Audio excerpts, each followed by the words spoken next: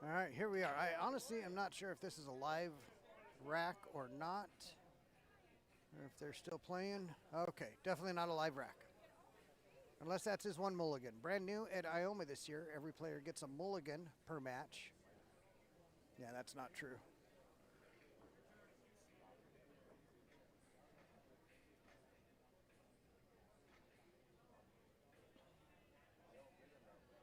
All right, this should be a great match. Who's your pick? Let me know in the comments.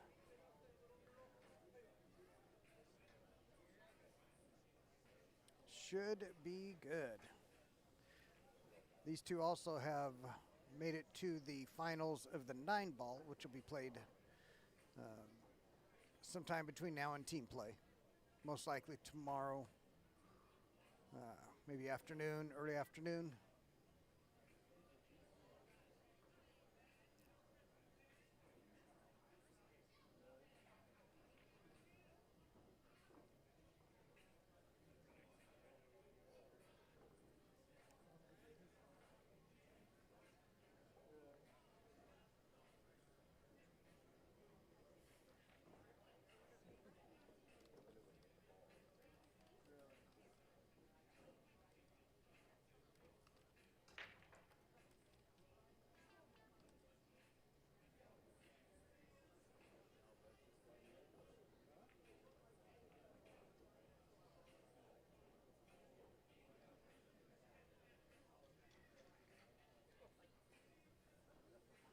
Okay, George and Scott.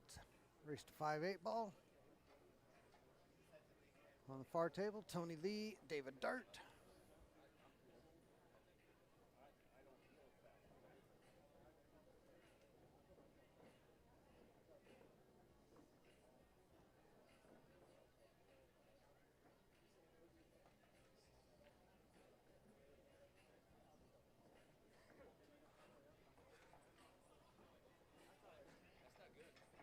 All right, the Tony match actually looks like that might be live. Keep an eye on the scores. That will definitely tell us.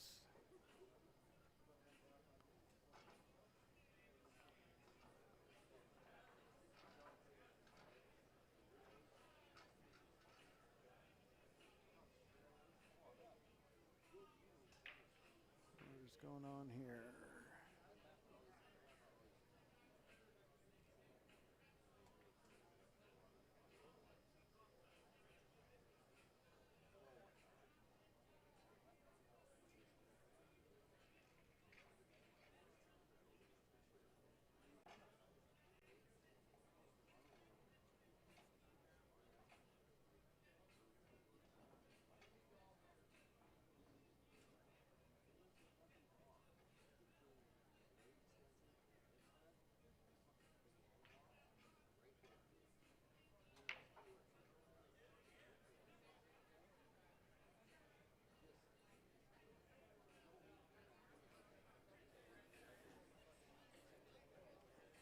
All right, Scott versus George. I think this is it.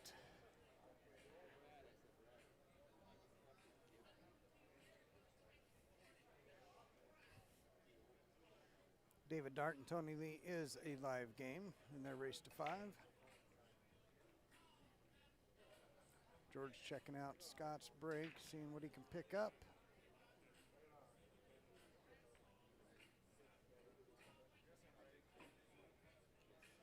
All right, that was not live. Now we're flipping.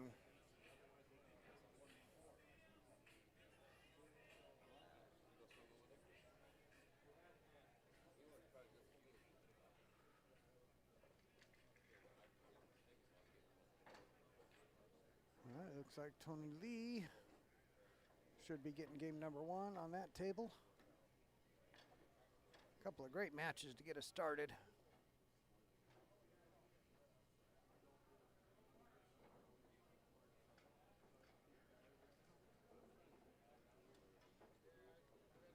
Scott won the toss.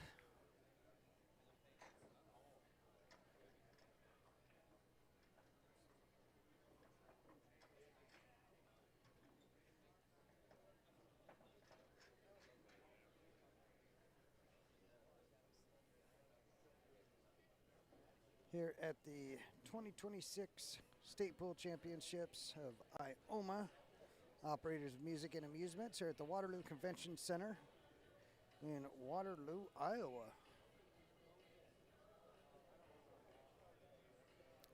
9-ball yesterday, 8-ball today. And I got the thumbs up. This is definitely game numero uno. We are live. And George versus Scott. We got one vote. George 5-3. Got a ball down.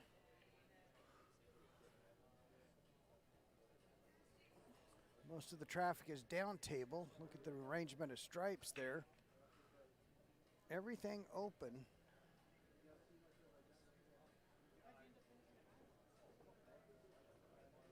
I think he's going to take the solids.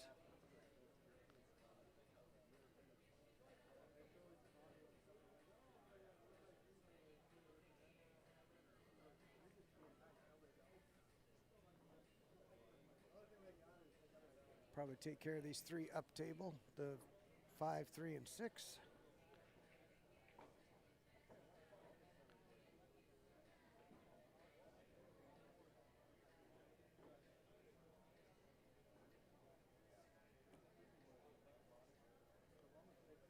Really figuring out how he wants to attack the balls down table.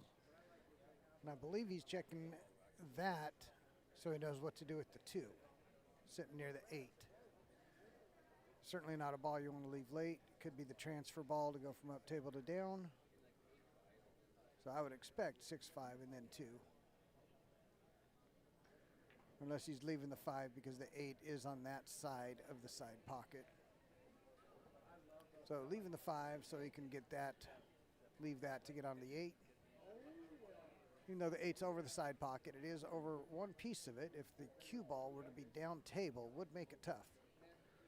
Anywhere up table and you've got it.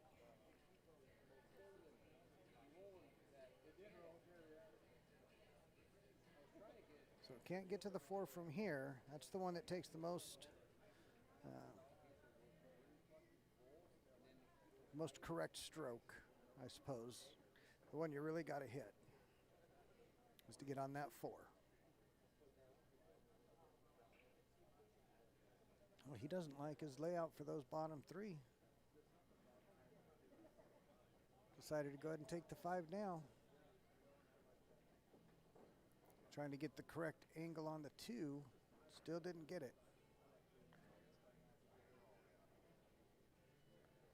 Let's see if that comes back and gets him.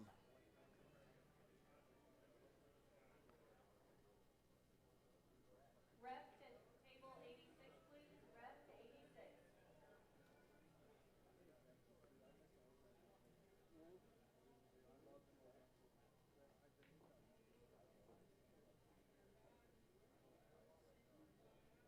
Okay, shortened up the short side just a little bit there.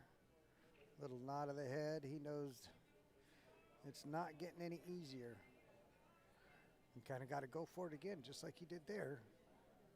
Give yourself another chance to get on that 4 from the 7.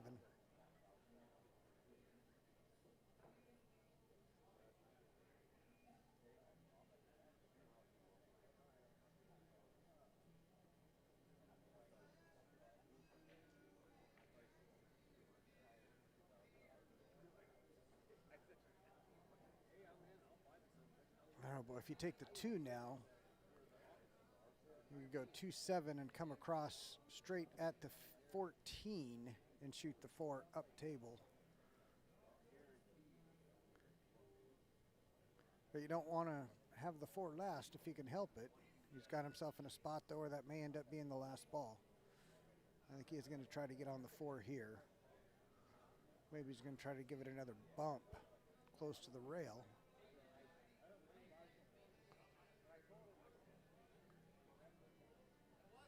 Well, if the 4 passes,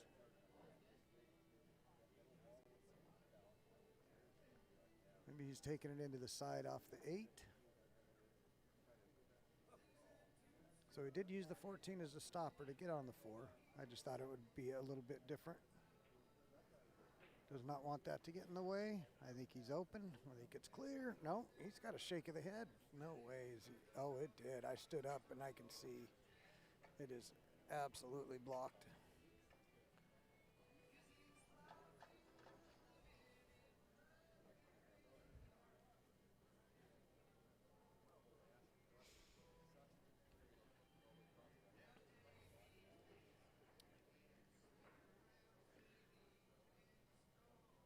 And if he tries to cut that forward to the right,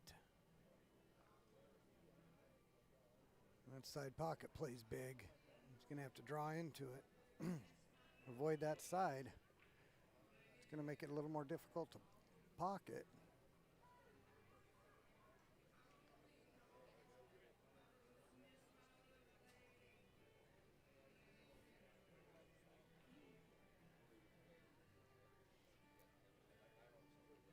Doesn't really have to worry about the 8-ball, though. He's going to have shape on that.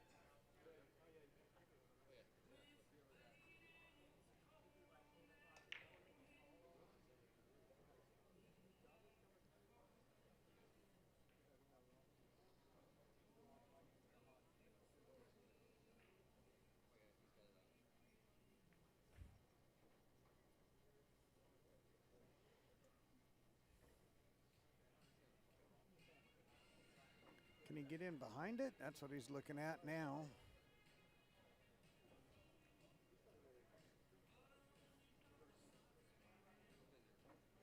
Definitely got a nice crowd standing around checking out this match, as they should be.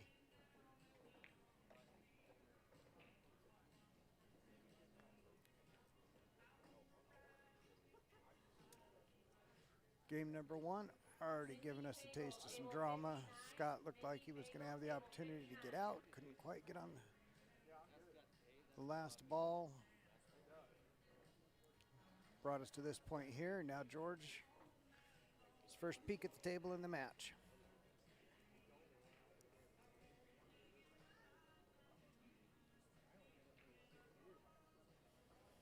Scott's last ball sitting center table.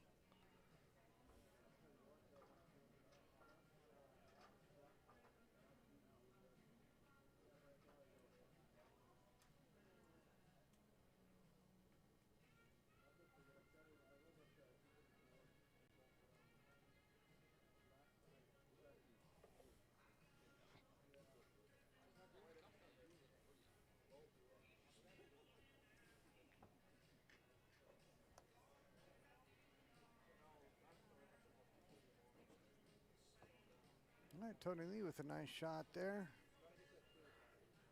Got the 1 ball hanging near the side. I don't know that it goes in the side. Goes all the way up table. It's got the 8 right there. Lisa Heckman, table 35. Lisa Heckman, table 35.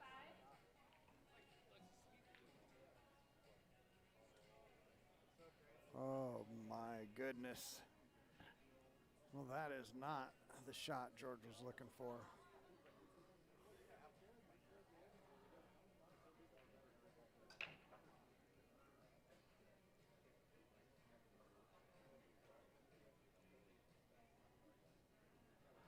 Yeah, I felt that way a time or two. No question about it. But should be able to lock him up really good here. Julie Weber, first and last call. Table 33, Julie. Doesn't want that to tie up. Last call, table 33, He Julie, left 5 minutes. a jump. Let's see if he takes it.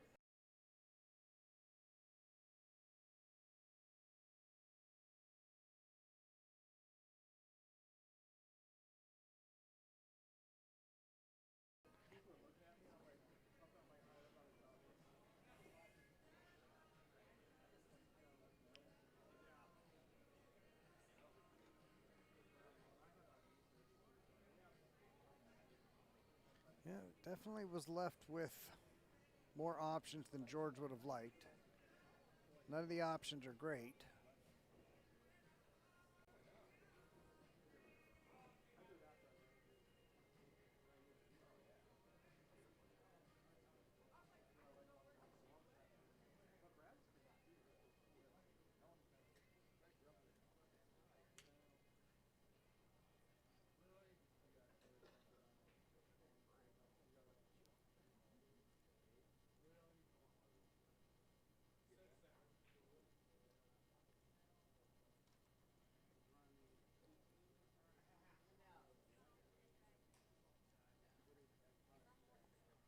right, let's see what Scott's going to do here. He's kicking at it.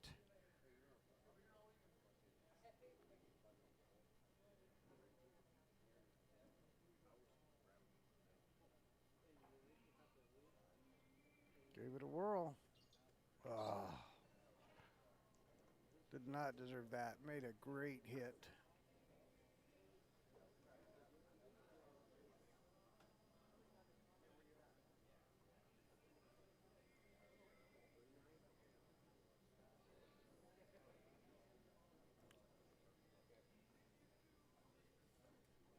I definitely got quite a few people checking this match out, as they should. Welcome. If you are watching on the RZ Caudell channel or on the Ioma channel on YouTube, please hit that subscribe. If you're watching on the RZ Hill Hill Brackets Facebook page, go ahead and hit that follow button. George should not have a problem from here. I don't care what level you are as a pool player. You kind of like having a good chance to get some makes under your belt early in the match, even if it's a nice easy layout just to get you the feel of the table. And that's what George has here. With the ball in hand, he's able just to pick them off.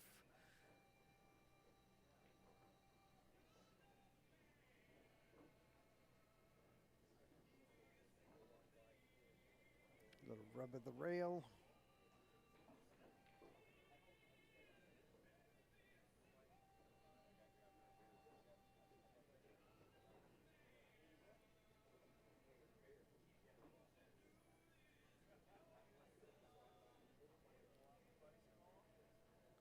A little gamesmanship going there.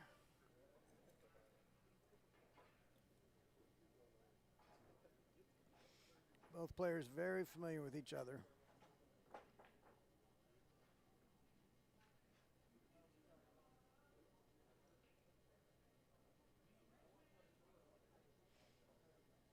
All right, so we've got 1-0 George.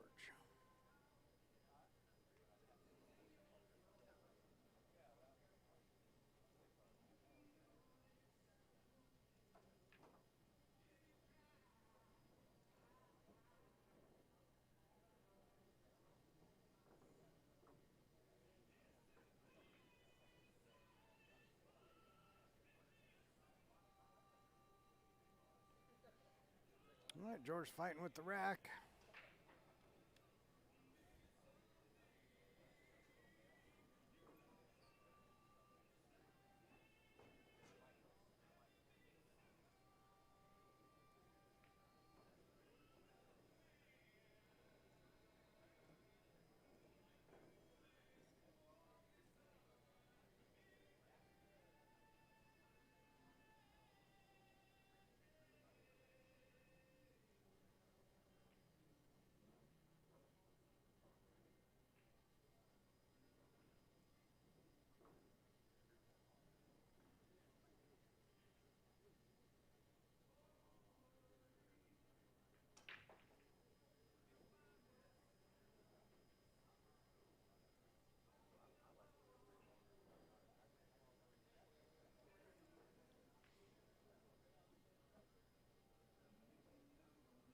Okay, well, he's got something down, but quite a mess. Lisa Heckman, last call, table 35. Lisa Heckman, table 35.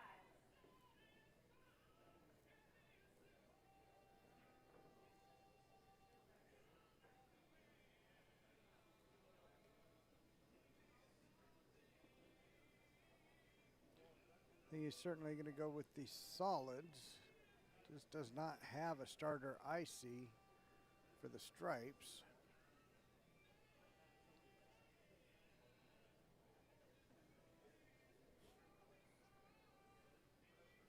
Four ball is certainly the ball in question when you look at the solids.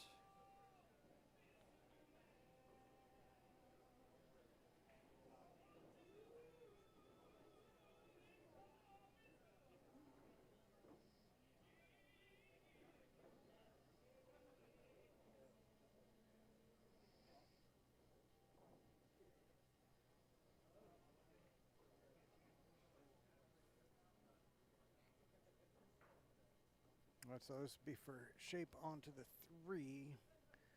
See if he uses the 3.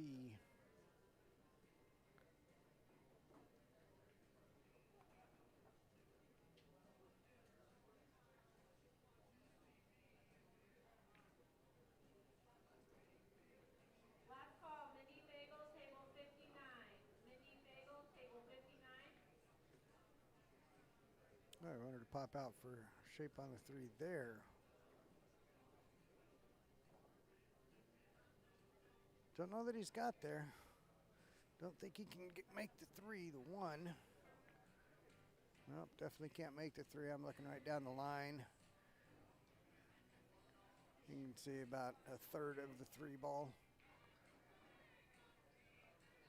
Maybe even 40%.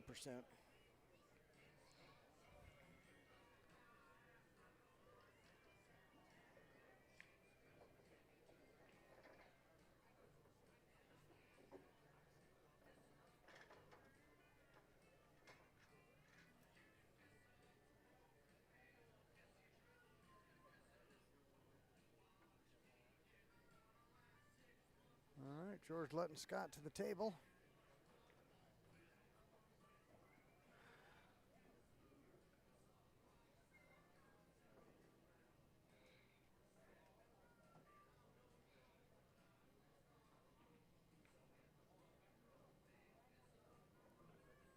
Definitely nothing great to look at for Scott.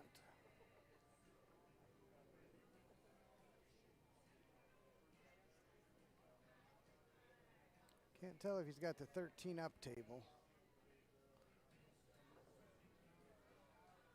Oh, looks like he's grabbing the jumper.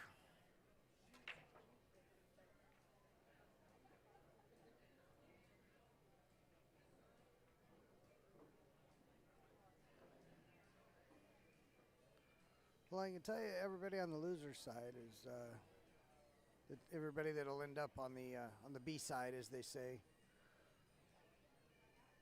isn't going to be thrilled about having George or Scott on that side of the bracket. But here we are, and here one of them is going to go.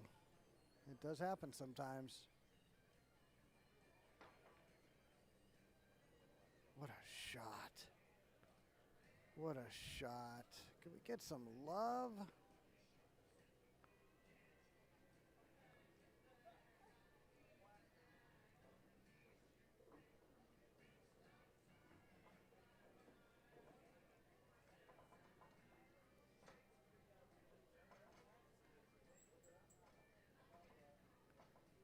I'm not sure he can even get to that 9 or 11.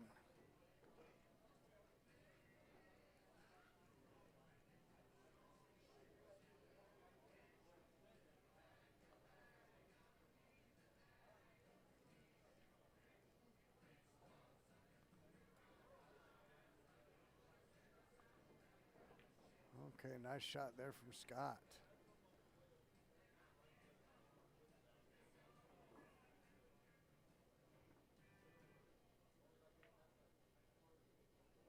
I think everything's got a pocket. The only one in question, I think it's the 14 right next to the 4, the purple and black. I don't know that that one passes the 3. But with this right here, it's going to move.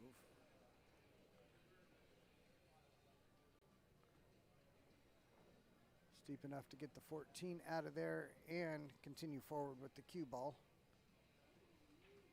Don't want to stay back there. Oh my goodness. Did I just say you don't want to stay back there? Hitting it like that, I had no idea that would happen. He hit it with some power to make sure it went through. Wow. That's unbelievable.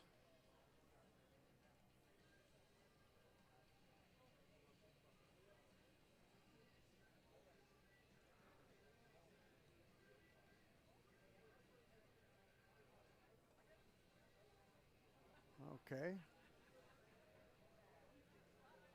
Yep, you said it, buddy.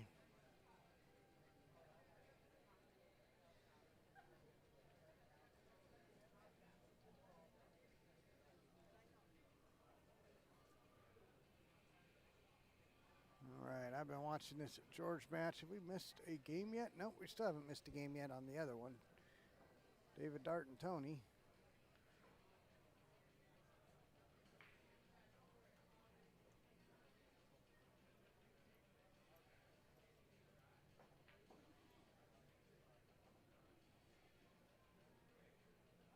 Boy, that just kept floating towards the 8-ball there on Tony. Left him a tough shot here.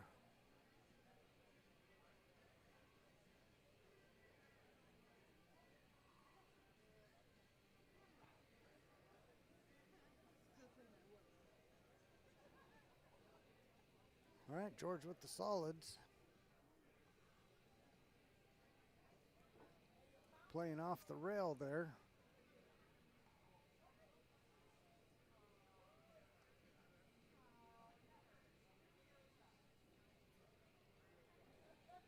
Looking at the 5.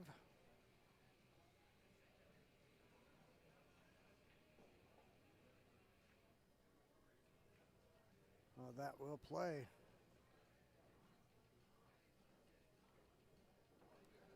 Not sure if that 4 goes in the side. If not, it goes.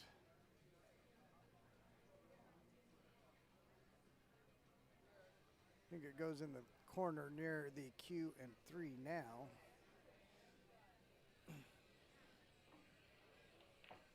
Yeah, it does. I'm standing up, able to look at it now. Might be getting a bump on it anyway. Oh, he was all about the cue ball on that one. Forgot to make the shot.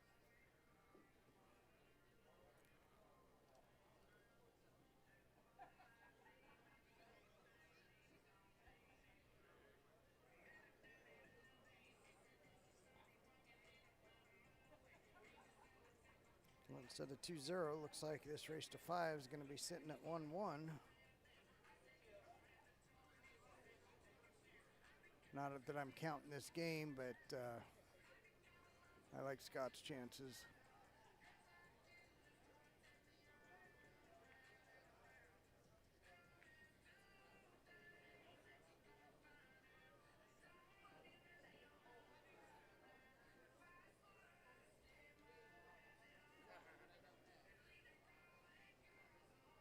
Let's see if he gets a bump on it.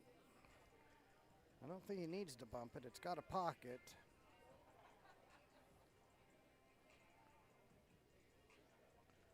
But to get there, he wants that ball last.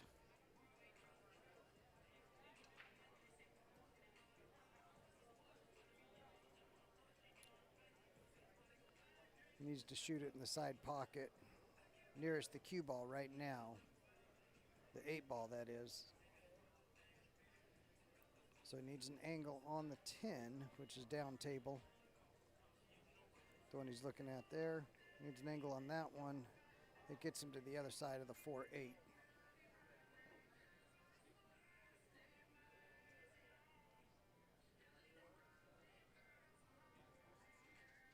All right, that does it.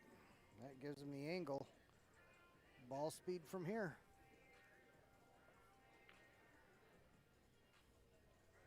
Oh, nice bank shot up there from David Dart.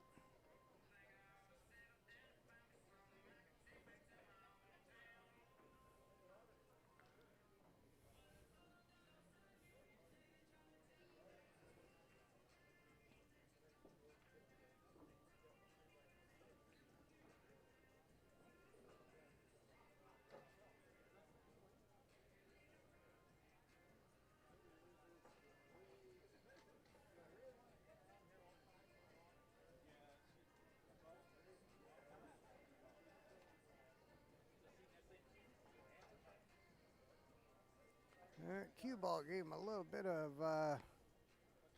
fright, I think.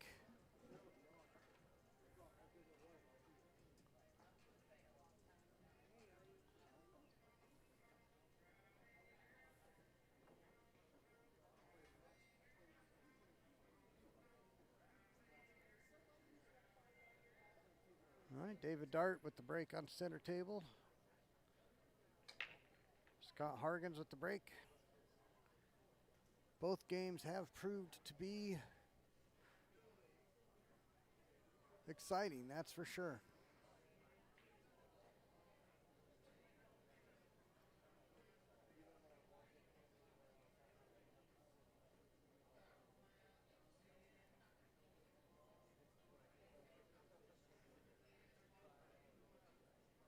All right, Scott Hargens with the break.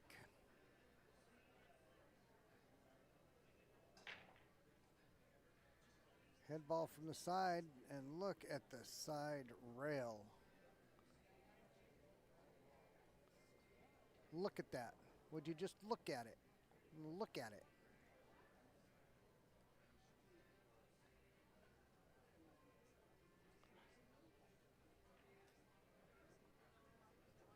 Let's see, we got 2 solids down.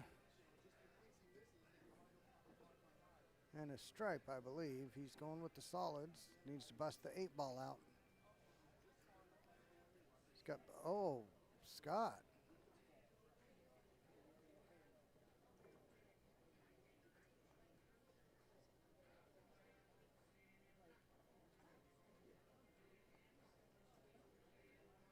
Did not see that coming. And it looks like George is going to use the angle that he got him to get that 8 out.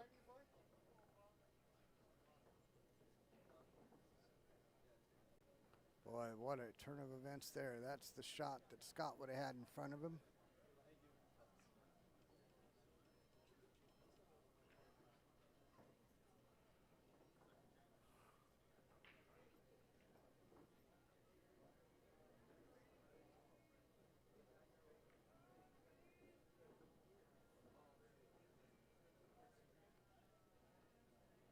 Let's see if he goes to the 1 ball from here. Yep. Came down far enough table. Took the majority of angle out of it. Lots of ways you can play this here to finish up.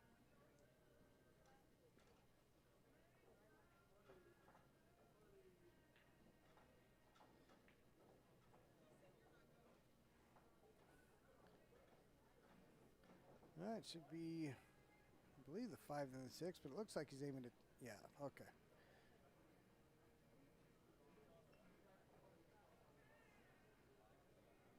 And so how far back towards the 8 is he going to try to get? Probably not far. Let's see if he goes back and forth or just slow rolls it. There we go. The 3 rails coming down in on that line.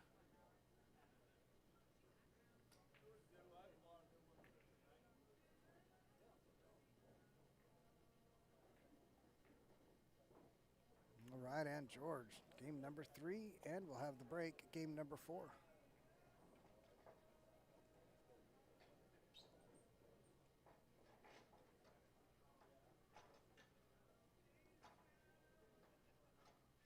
All right, Adam Lichtman is up 3-1 on Greg Sheffert. You see in the far back. And then Jamie Tips and Jack Kraft at the furthest table. Jamie Tips is up 3-0 over Jack.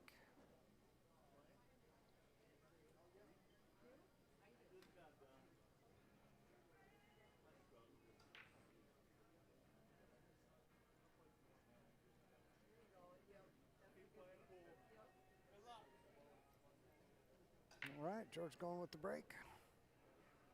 From the opposite side of Scott.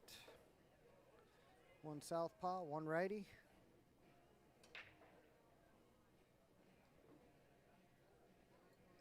Is that dry?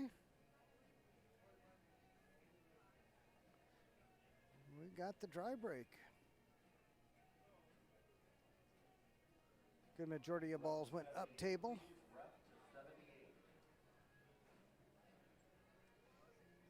And I'm going to be right back. The coffee is finally catching up with me.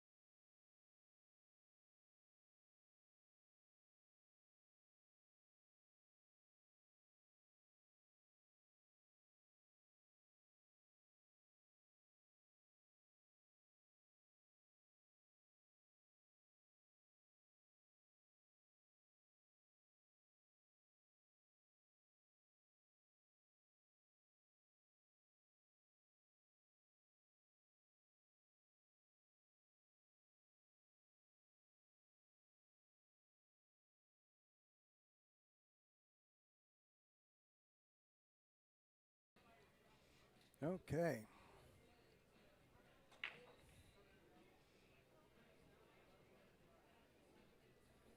Well, and back, Scott shooting out the stripes. Is that 14 past the 2? No way. He was trying to get to the 12.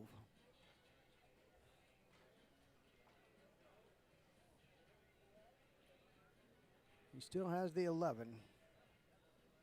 It is a sharp cut off the rail, though.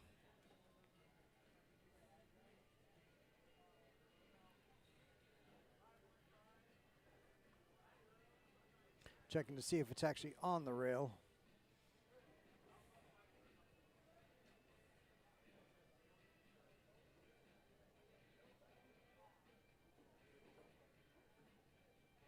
Be going into the 5 here.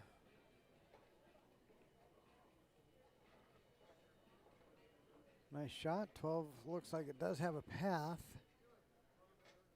between the 5-4. It's tight, but I think it does go. Question is, are you going to be able to roll forward enough to go up table with the 14?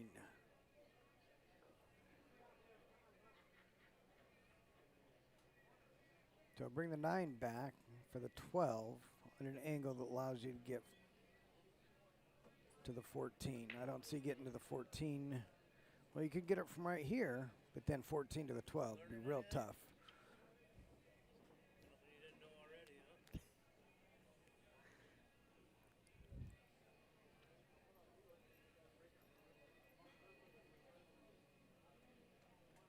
So I don't know. I think he's got to go 9, come back, try to get good on the 12 where he can roll forward.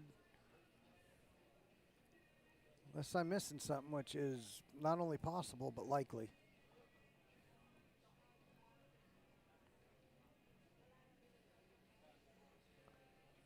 Just enough to get it there. There we go. Oh, that is beautiful.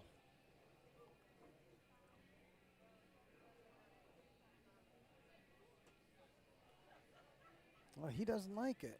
What am I missing? Maybe he wanted an angle so that he'd go down to the bottom rail and come up on the other side of the 1.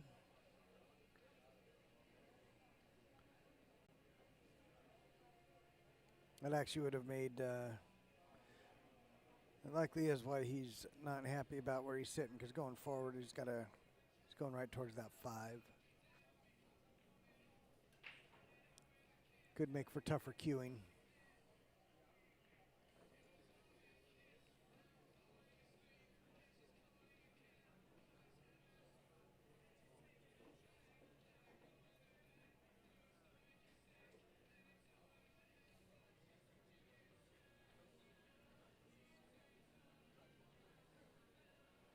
Did he get that 3 out of the way? Or I'm sorry, the 5?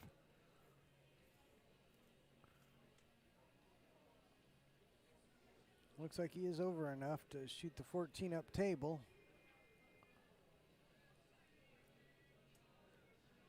Which side of the 7 is he going on? I can't quite catch the angle.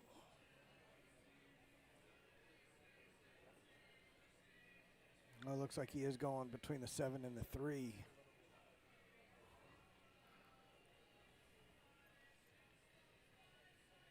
He's going to want to get the cue ball to the other end then. 8 ball on the side, possibly.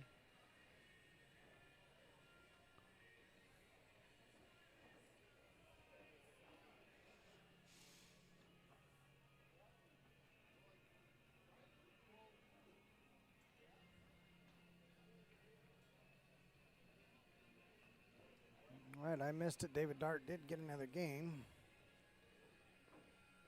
Oh, nope, he held up to shoot it in the same corner.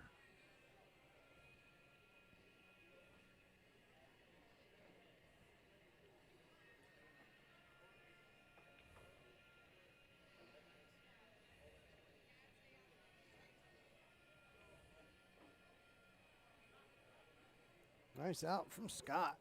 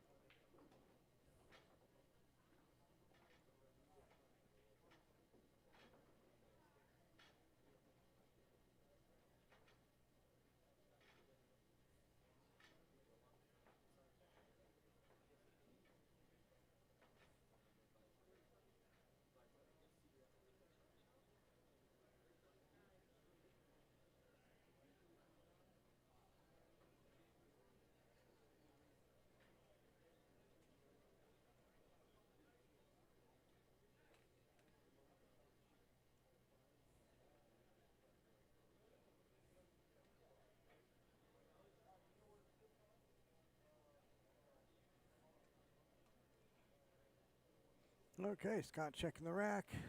Now at 2-2. Game number 5 coming up in this race to 5. Clayton, my man, good to see you. Well, see you on the stream.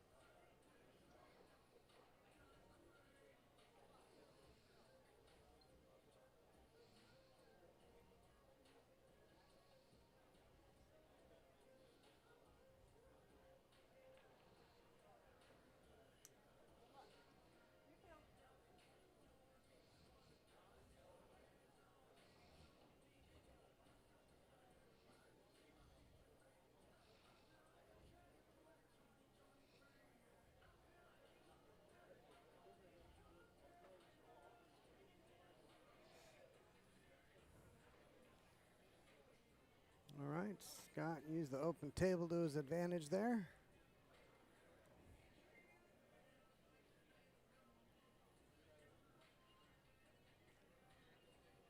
I believe that was a solid that went down.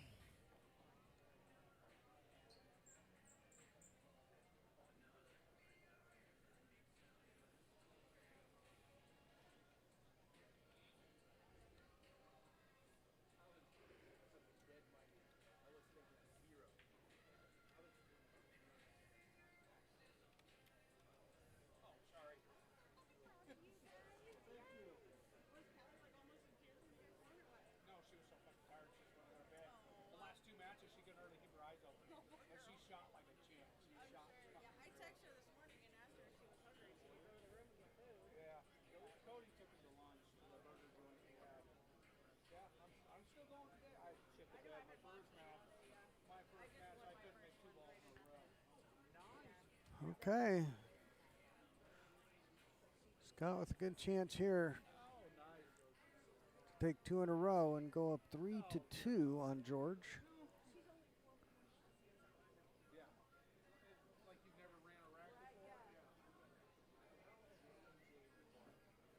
Is he going to punch the 6 and pop out between the 4-11?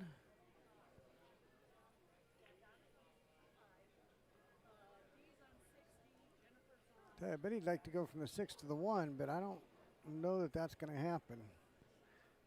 He could do it going forward, come off the top rail and back down for the 11, but that is the kind of dumb stuff I would do without the control to do it correctly.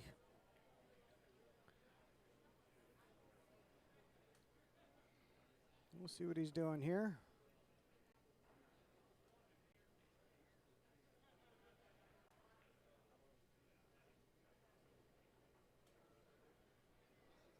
Did not want that side of the line.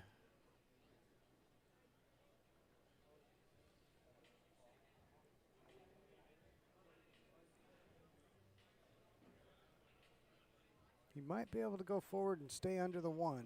It's going to be tight, though. Maybe he can play so that he bumps the 1. Leaves them both on the rail, but I don't think he needs to do that. Oh, he had a good line. Well, I don't think that passes the 13-12 into that corner.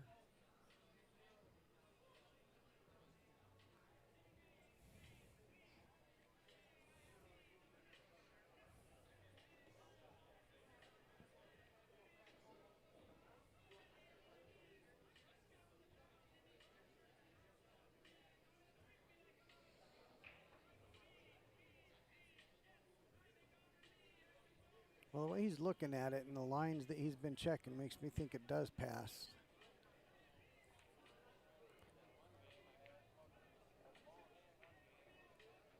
No, he was drawn back for the side. Okay.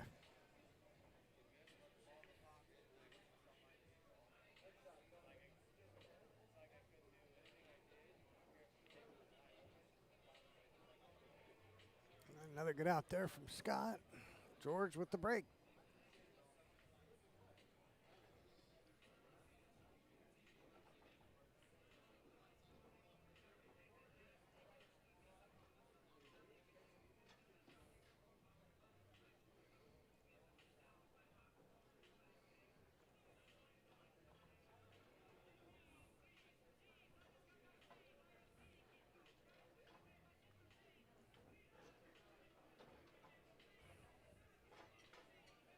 All right, David and Tony are also just completed a game and are now at 2-2.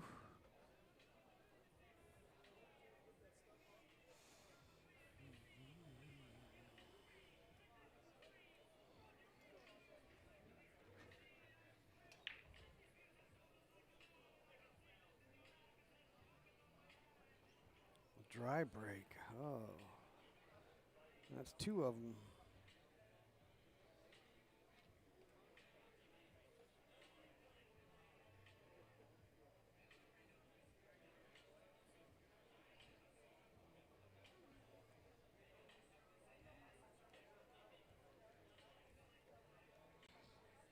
Let's see what Scott likes here.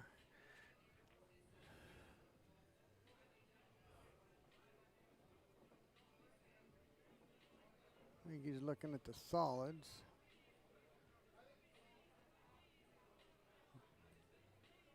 If we can get that 2 out of the way real quick into the side, I think that's a good place to start. It's got the 3-1 and the 7 both right there.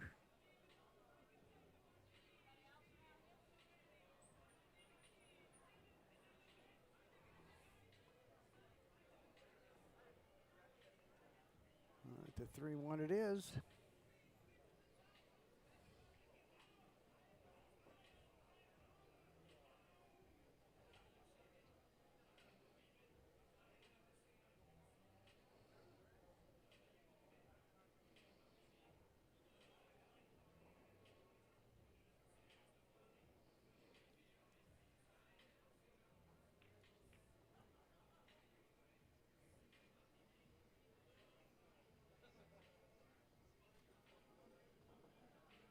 Okay, 4 to the 5. 4 and the 5.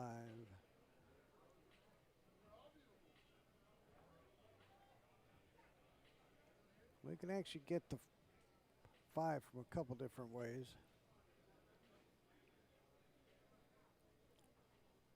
I don't think he likes the angle he has to attack the 3 or the 7.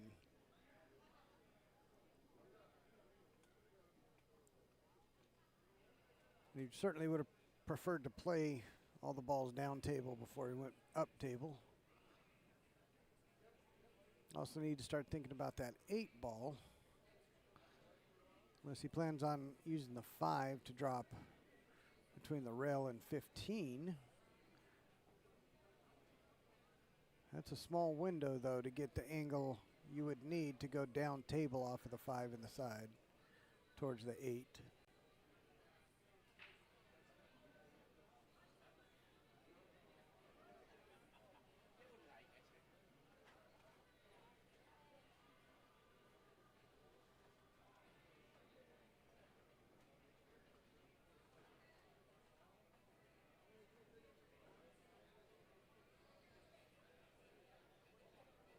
Right, he's got several choices. That's the tough decision.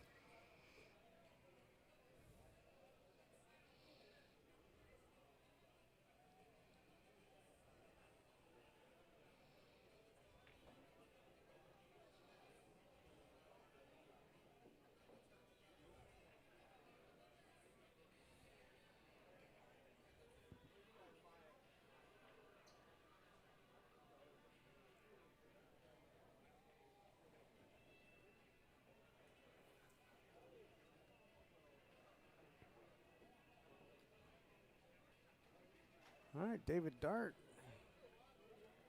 back to a 1-game lead over Tony Lee on center table. So I think Scott's used up all his extensions so far.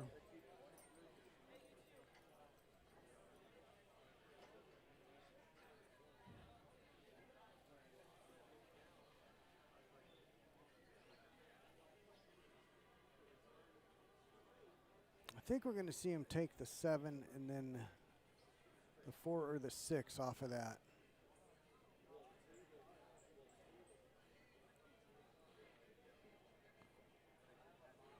Is he trying to draw back above the stripe near that rail?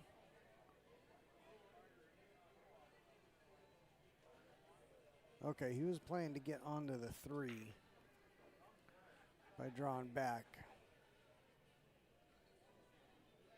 Now he'll be trying to shoot the gap and have the 4 or the 6. Not sure which one he's actually shooting for.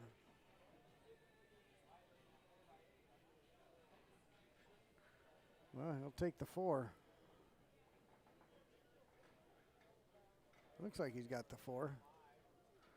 Maybe he's got to throw it just a touch.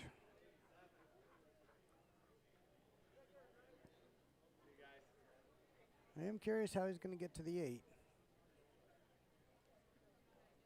Assuming we see it go this far.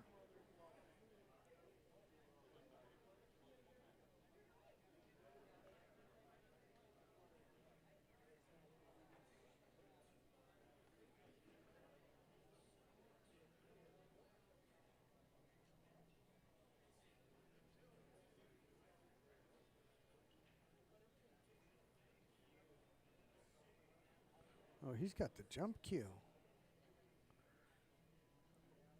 That 10 must be much more in the way than I thought. Over the edge of the ball. Oh, and a scratch.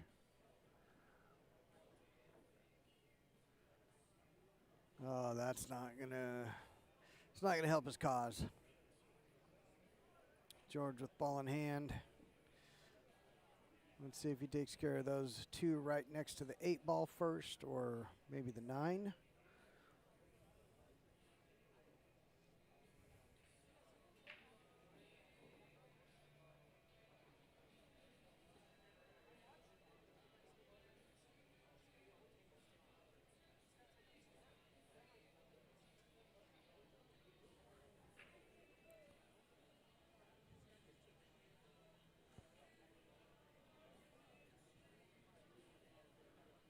Where to begin?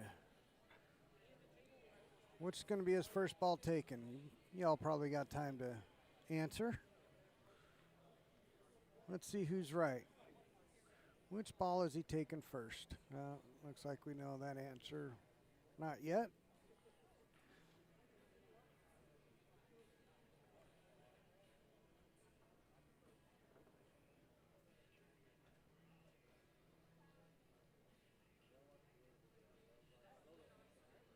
Got to vote for the 9 ball first.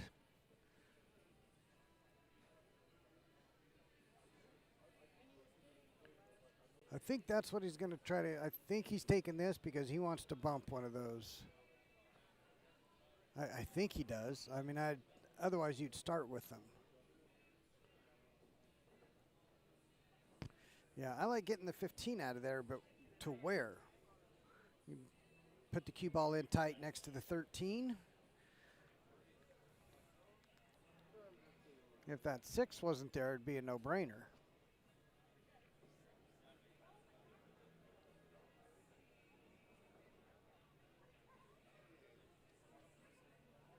Yeah, I mean, I agree. Is it I think it's Aisha or Alicia. Sorry, I probably got it wrong. But the 15 would be the ball that he would like to get out of there first. I just don't know that he likes any sort of way to shoot it right off the bat.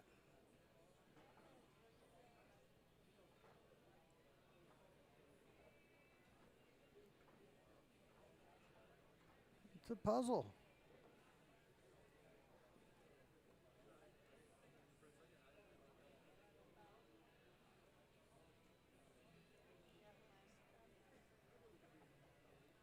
No way that 13 passes into the side past the 10 and 12, is there?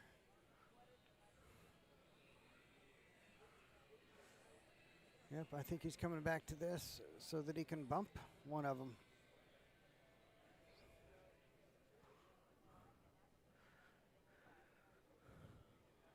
Maybe he's bumping the 5 or the 9.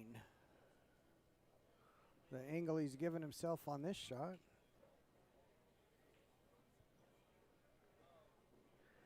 I hear you, but where are you shooting the 15?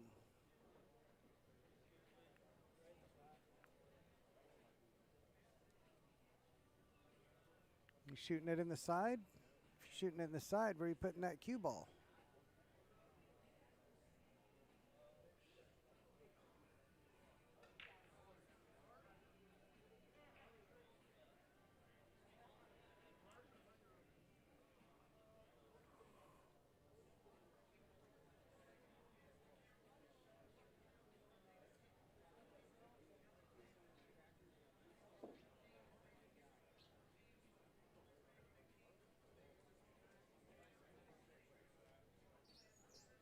Yeah, I think ultimately the 15 is where you have to start, but boy, it's tight enough quarters that he really had to battle looking for anything else. Because in order to get a shot after the 15, you're going to have to put a little pace on it. I don't think you can get the 13 to the corner from here without going to the rail first. All right, looks like 10 ball, final answer. The angle does surprise me, though. He's taking an angle to go towards the 5 and 9.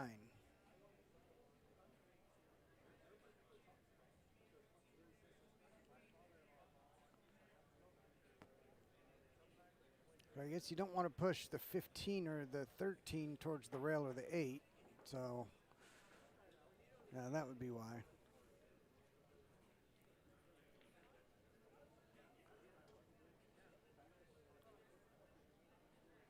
Okay, well,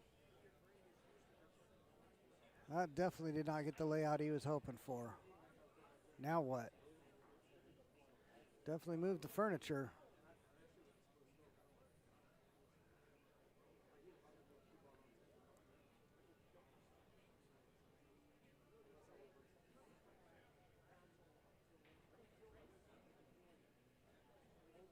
I can use the 12 to get the 9 out of there. I don't think he's trying to land short side. I think he's trying to come in from the short side.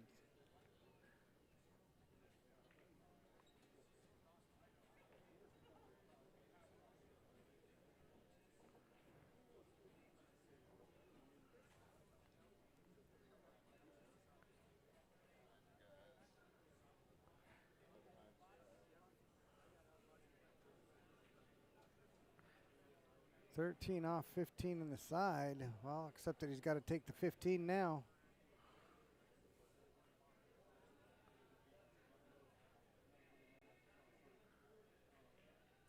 Overcut it. Oh, what is going on with this? Oh, my God. Oh, my God. What just happened there?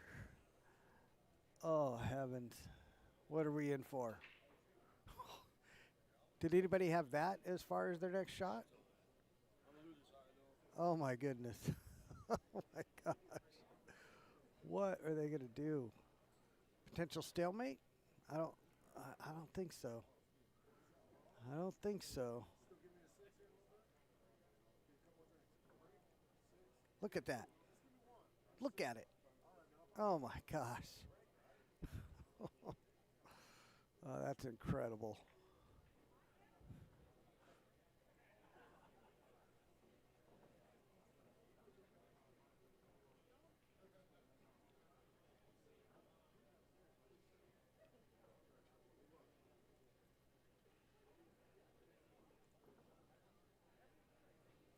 Three to two, David Dart. Do I have that? I do have that, right? Oh, that is so incredible.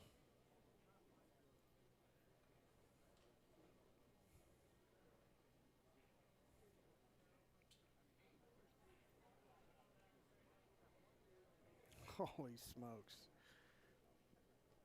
If Scott can pick only his 4 out of there, he will definitely do that. And I think he might be able to. Yeah. Not where he wanted, though.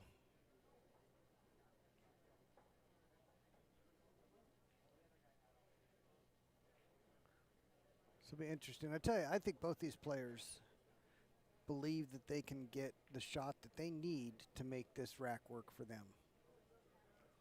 Whether that's dropping between that diamond and 8-ball near the rail, whether that's clipping it and getting out of there.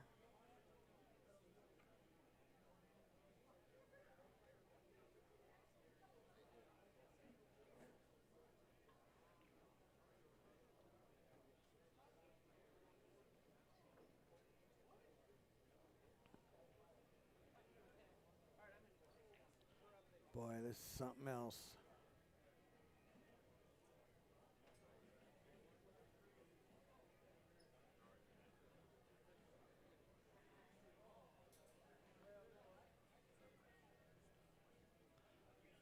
Okay.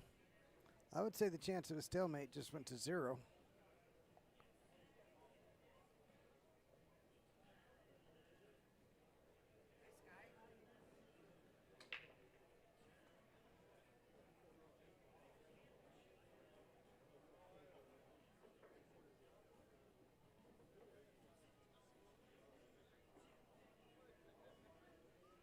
Well, look at that. I have definitely increased some subscribers. I appreciate that.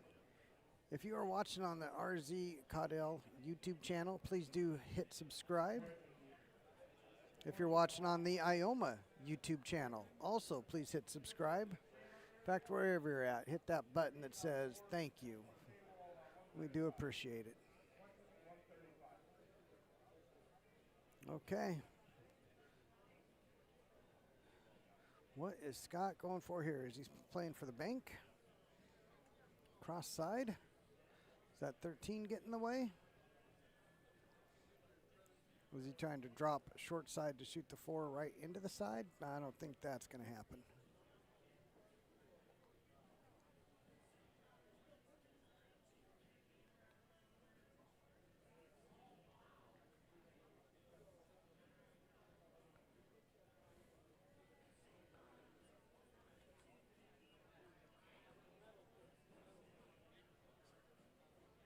Okay. The call is the side pocket. Are we going rail 15?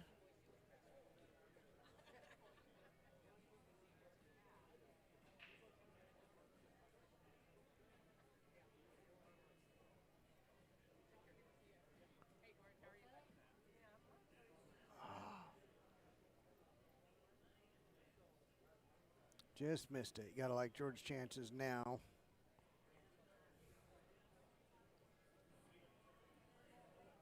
Well, that rack did not last nearly as long as any of us, I believe, thought it might.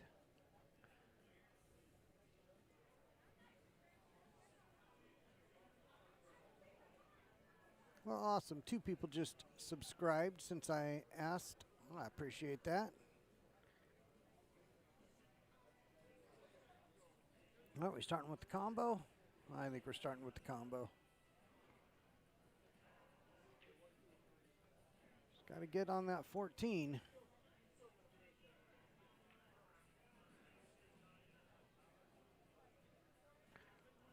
Yeah, I think he was trying to clip the 15. That was a crazy tough shot. I would have thought a bank was easier. Unless he thought he would take over the pocket or something. But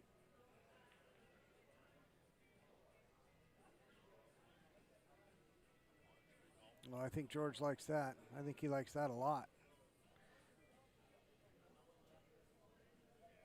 Now he can get from the 15 to the 14. As that 9 is a lifesaver if necessary through those shots. 3-2 Scott.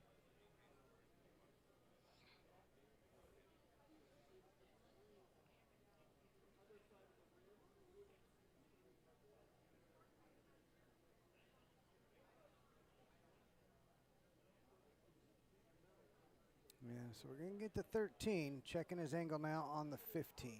But he's shooting the 13 next, I believe. No. Like the angle he had. Slower go, slower go.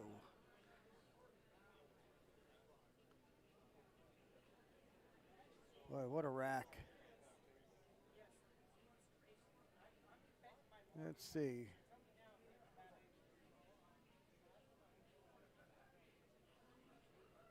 Let's see if I'm anywhere close. 14 cross side, pulling the cue ball back snug between the 4 and rail so that Scott doesn't have a shot. And no, I'm nowhere close because that's a stupid shot. He's going to shoot the 13. Is he banking it? Is he trying to leave safe? Trying to get behind the 9. Would have liked another half ball roll on that.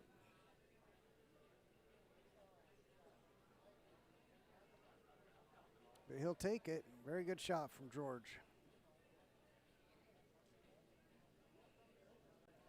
Left him enough room for a little masse and then rail first, I believe.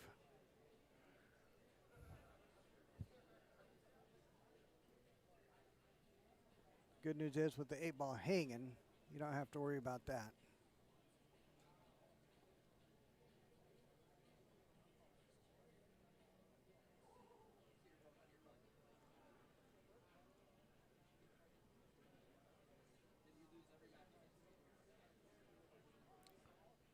David's up 4-2.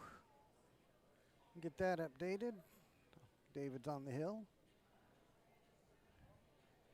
If Scott makes this, he'll certainly be looking at getting on the hill himself.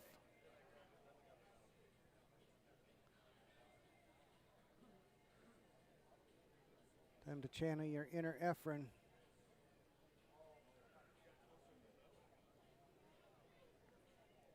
I'll tell you what, this man is absolutely positively capable of making this shot.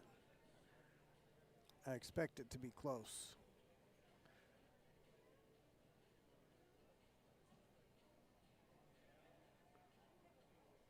Well, for a Z shot, that was pretty close. Ball in hand for George. Should be game, set, and match.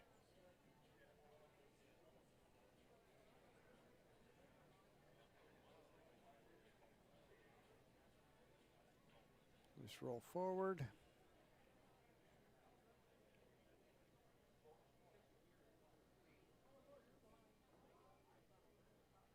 Z-Bank.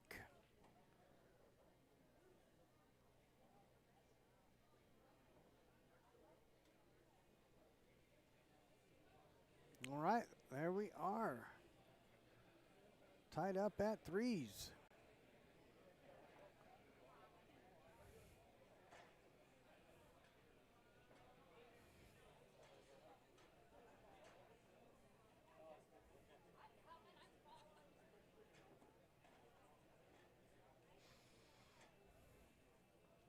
Heck of a crowd watching.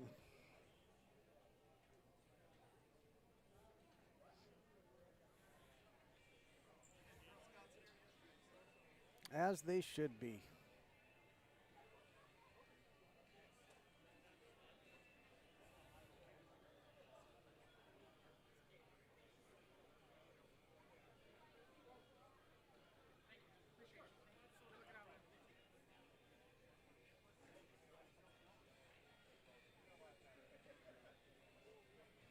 All right, Scott still giving himself a little frustration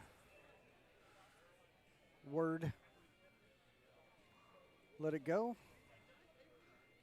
Move it on. And I know that he will. Next game up.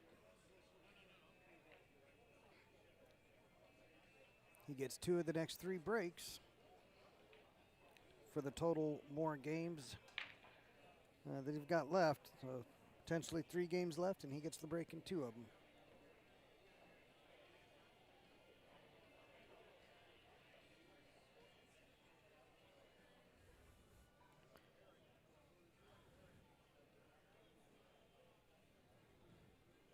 Unless I'm missing something, he's going to be taking the stripes here. Clipping the 14 to start.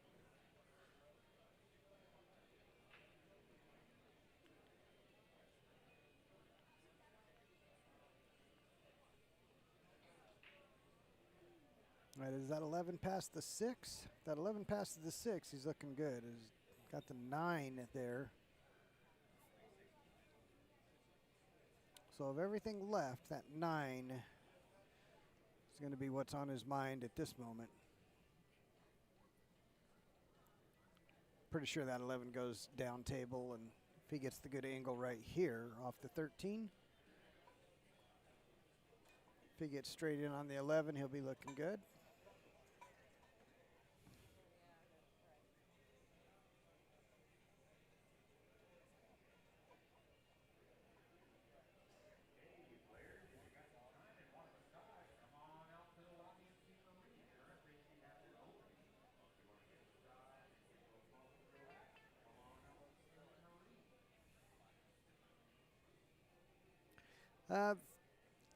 My guess is they are going to lag if it goes hill-hill, since they flipped for the break. Something that kind of makes sense.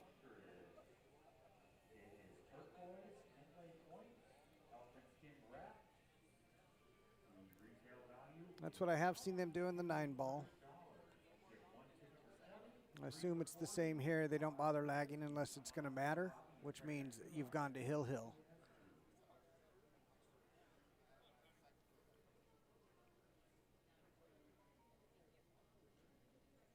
Hopefully we get to find out.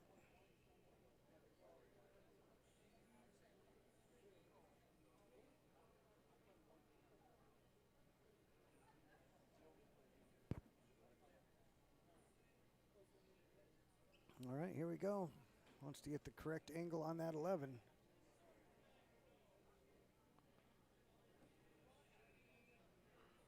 Oh.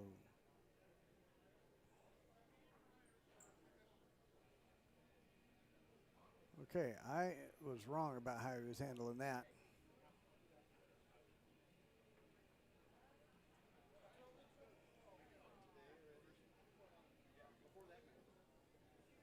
Maybe he's saving the 11-9 as his last 2.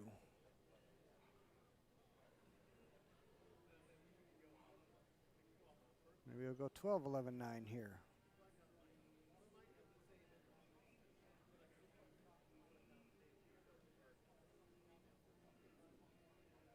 My guess is he doesn't want to go from the 9 to the 15. So it might be going 12-15.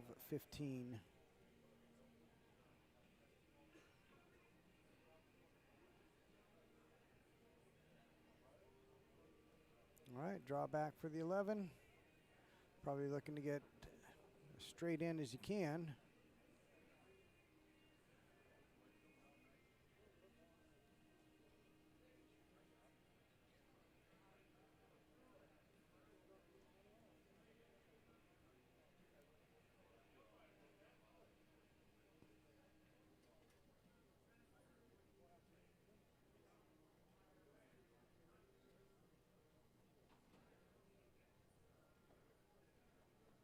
Okay, he played that in a way that he wanted an angle. Tells me he might be drawn into the 6.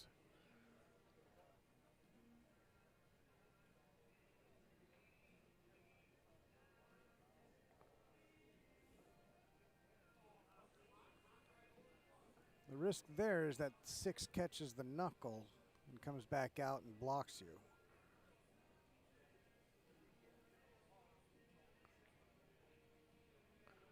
Oh, no, wasn't touching the 6. Nice shot there. Actually, that was really smart.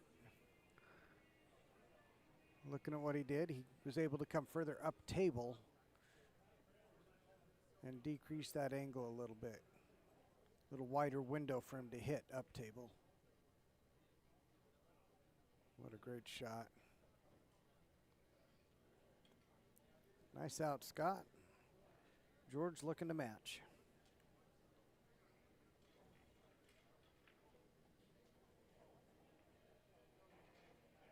And I got to run real quick. My guess is I'll be back before he breaks.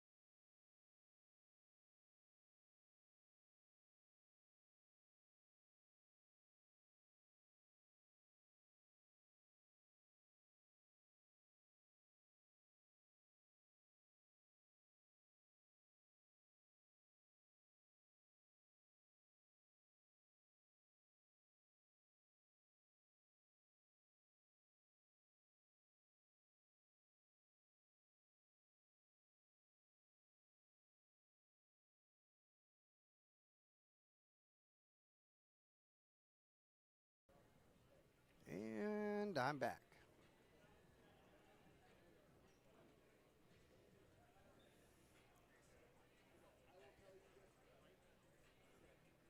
Okay, did we get another dry break from George?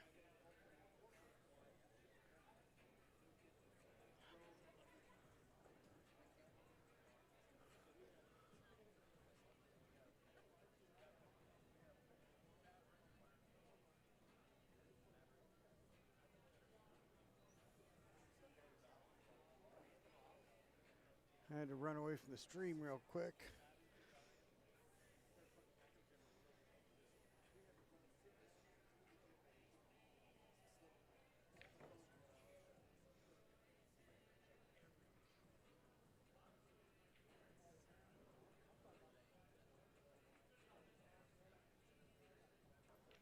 David Dart still up 4-2 on Tony. Tony trying to complete the one real kick, it looks like, to his stripe.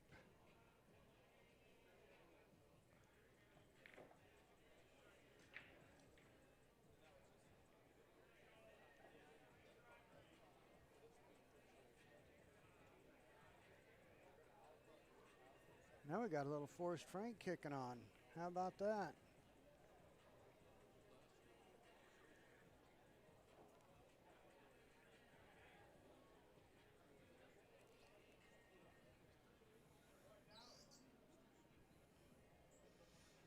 All right, Scott, let's see what we got here.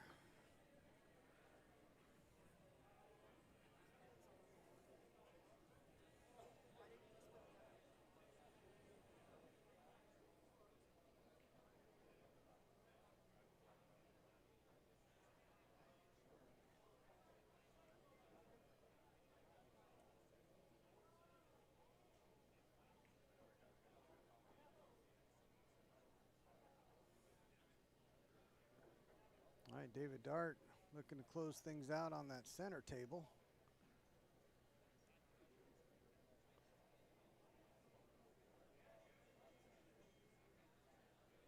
So if you see the cameras kind of jiggle every now and then, this is one of the bounciest floors I've ever been a part of. When people walk by, the stage shakes. I don't know what kind of floor they've got here, but I remember this from last year. Like, it shakes from things that you would not expect to make a floor shake.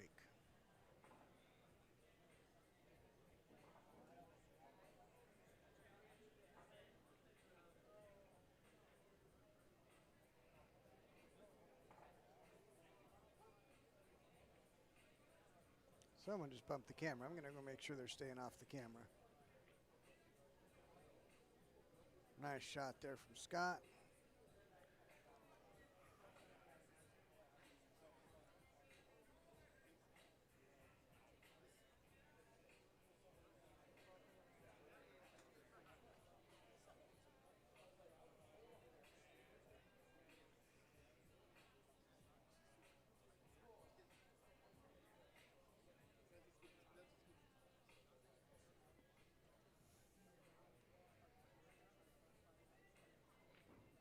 All right, Scott sporting the Stuart Key Jack the Bet clothing.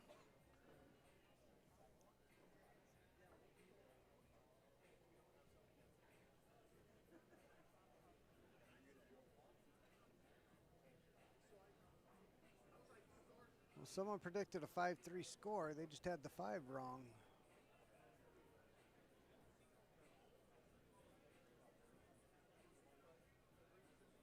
Looks like tic-tac-toe from here, 9.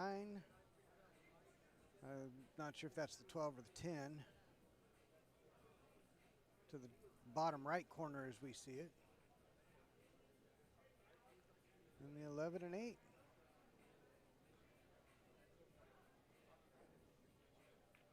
This is drawn back for the 12 or 10 now. No.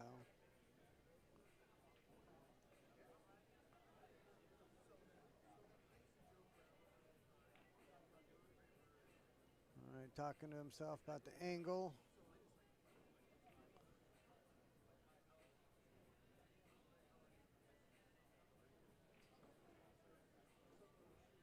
It must be a funny little angle I'm not aware of.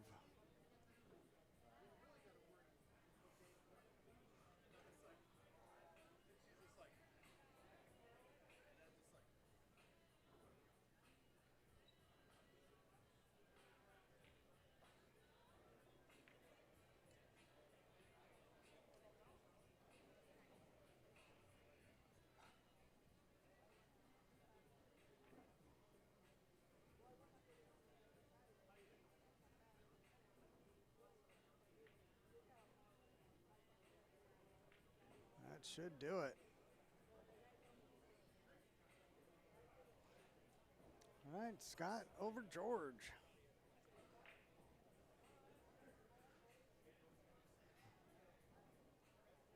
Oh, and David got Tony Lee as well.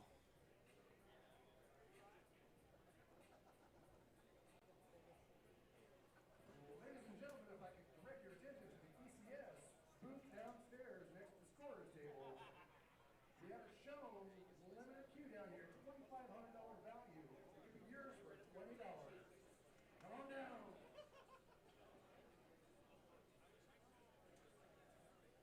All right, I've got more matches coming up. Getting ready to start. And then I will be back on the stream.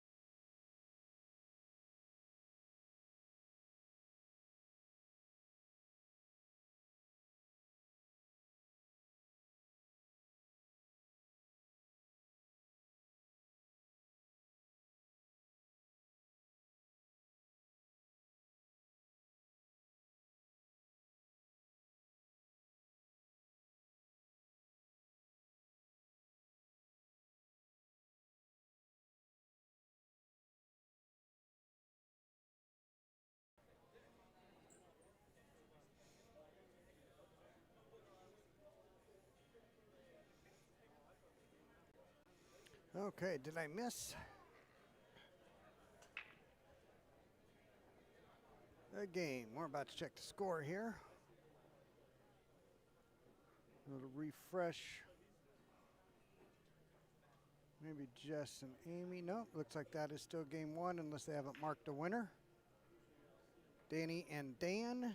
Nope. Dan Cool at the table now. Nice thin cut, trying to hold for the 6.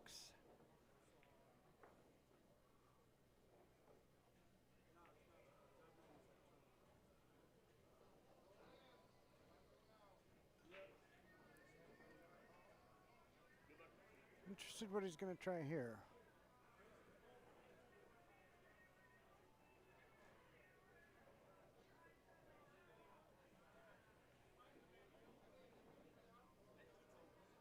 Did he get to the 5?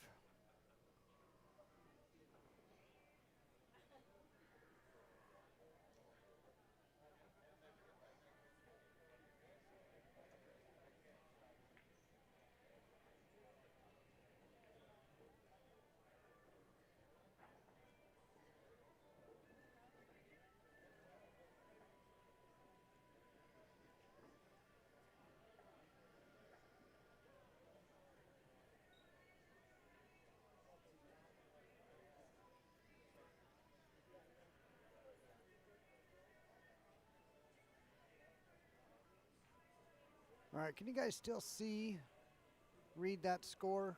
It's in the middle of the screen.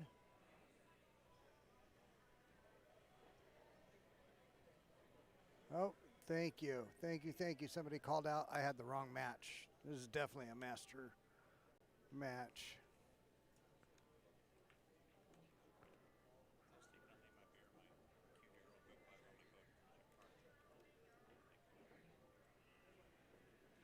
All right, thank you for the shout out on that. Missed that. You can still see the score. Good. A little more subtle there. See if he tries to leave himself the 1 off of this or come all the way back for the 5 again. Yeah, that's those 2 balls there. I was wondering if that might end up being an issue.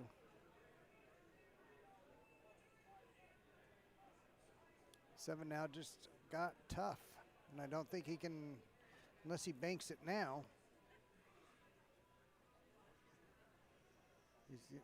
Boy, you have to be dead on the rail to shoot that 7 without banking it.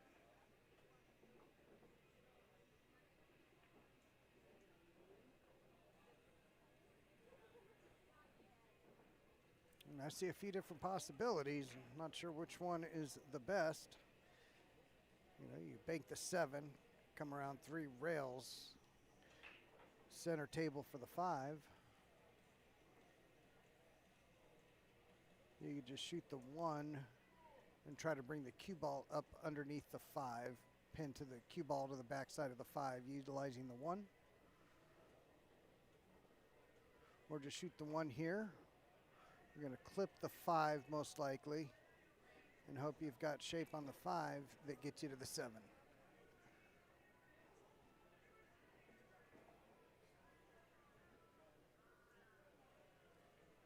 Bill Norton, second call, table 138. Bill Norton, second call, table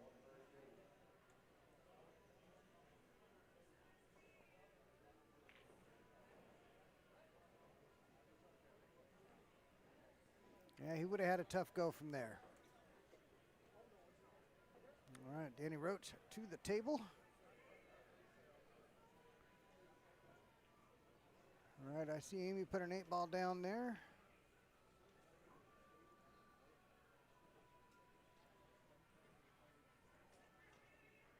I believe that is game 1.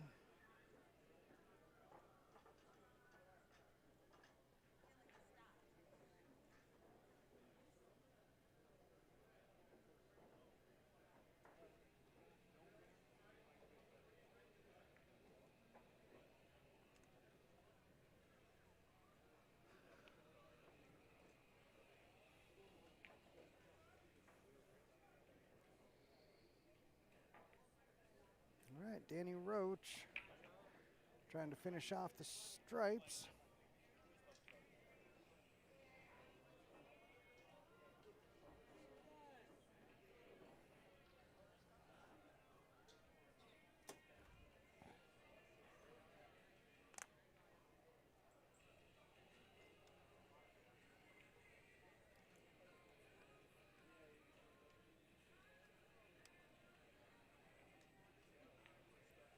Nice touch there.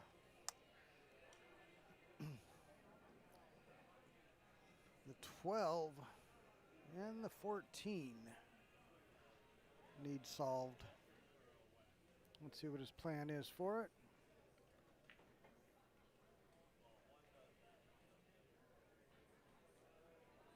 If he gets good on the 12, falling the 1 in is certainly possible, but it's a little off center, and I mean, it is deep, but not as deep as you'd like. It's outside the knuckles.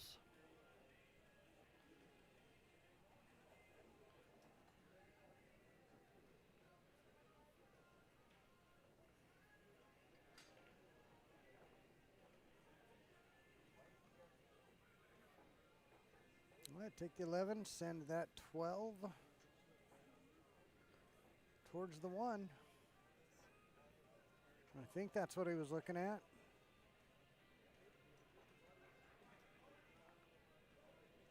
Should put a decent stroke on this. No.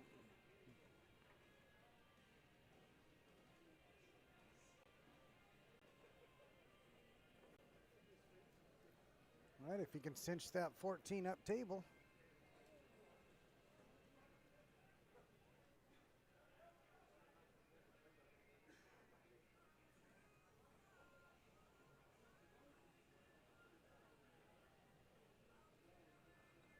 Well, Laura, according to the CompuSport, that is Jessica and Amy on that table.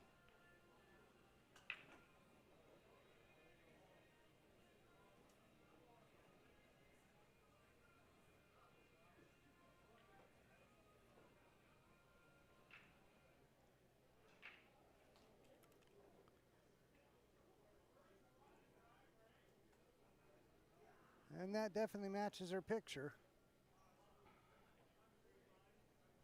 So yeah, no, it's Amy Heinen. Most definitely.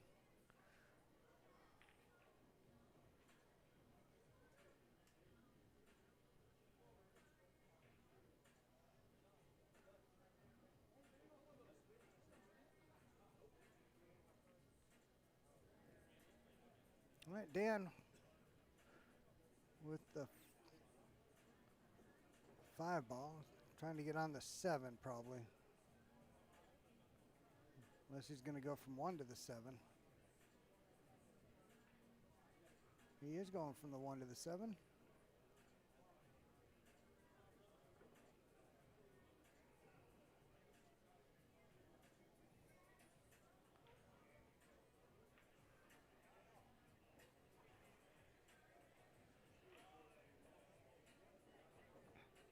All right, got above the 7. Good shot.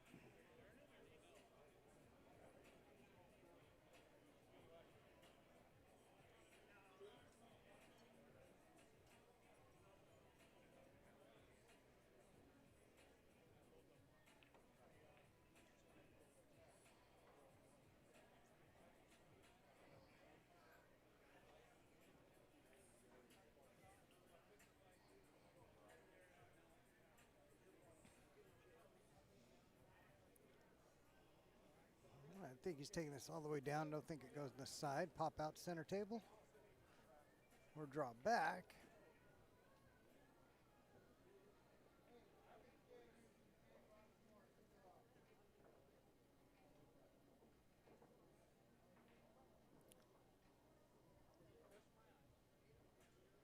All right, off the rail, cutting down.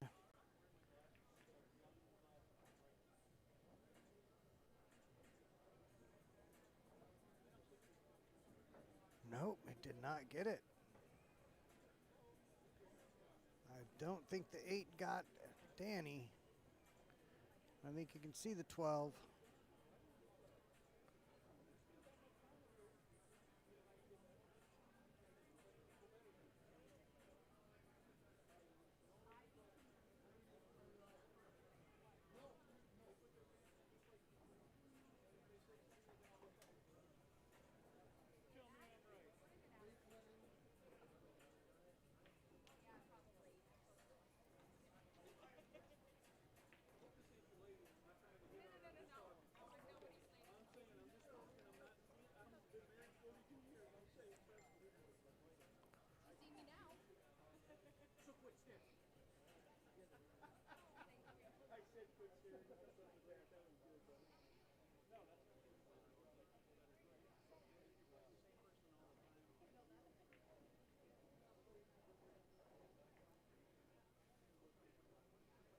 Oh, left it hanging.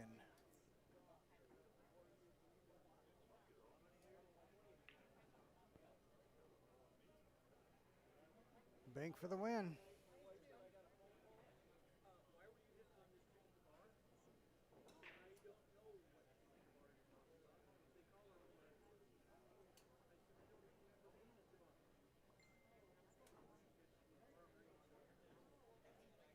High probability of this going in.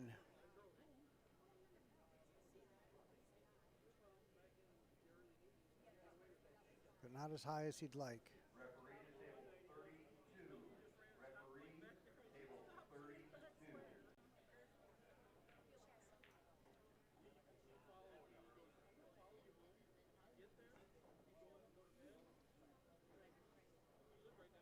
I didn't tighten it up enough.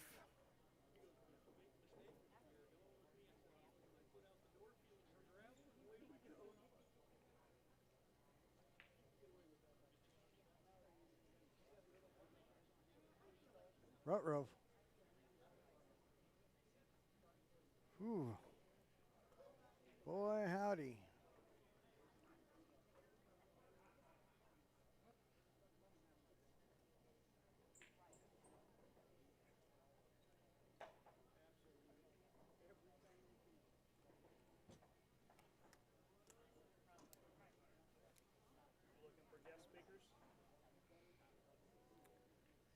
Absolutely. It's always better to have, yeah. Well, it's nice to have conversing some of the time. All right, I think that was Danny Roach there that got that.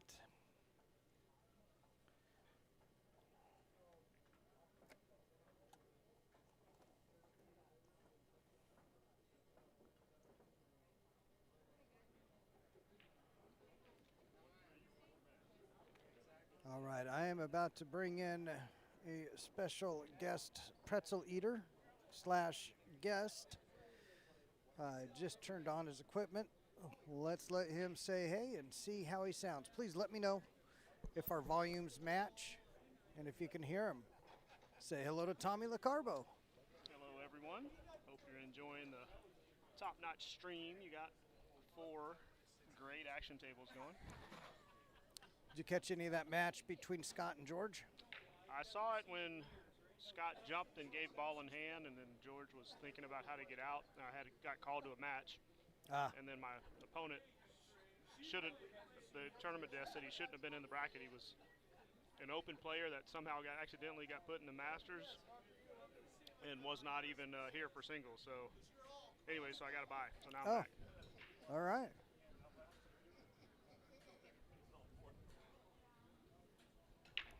Tommy is much quieter, but can hear him. Thank you. That is excellent to know.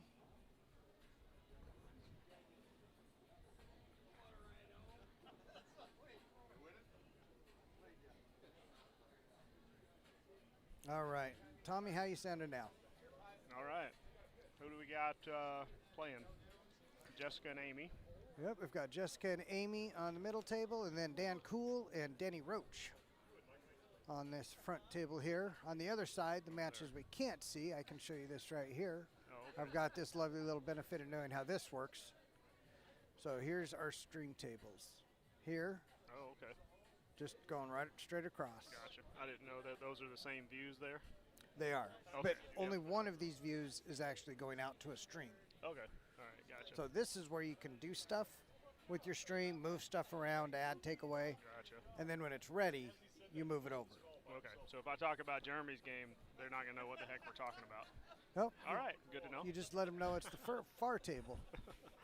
Oh, Danny with miss on the 7 there. That one was unexpected. Yeah, George and Scott was a great match. Who won? Scott got him 5-3. Wow. Nice.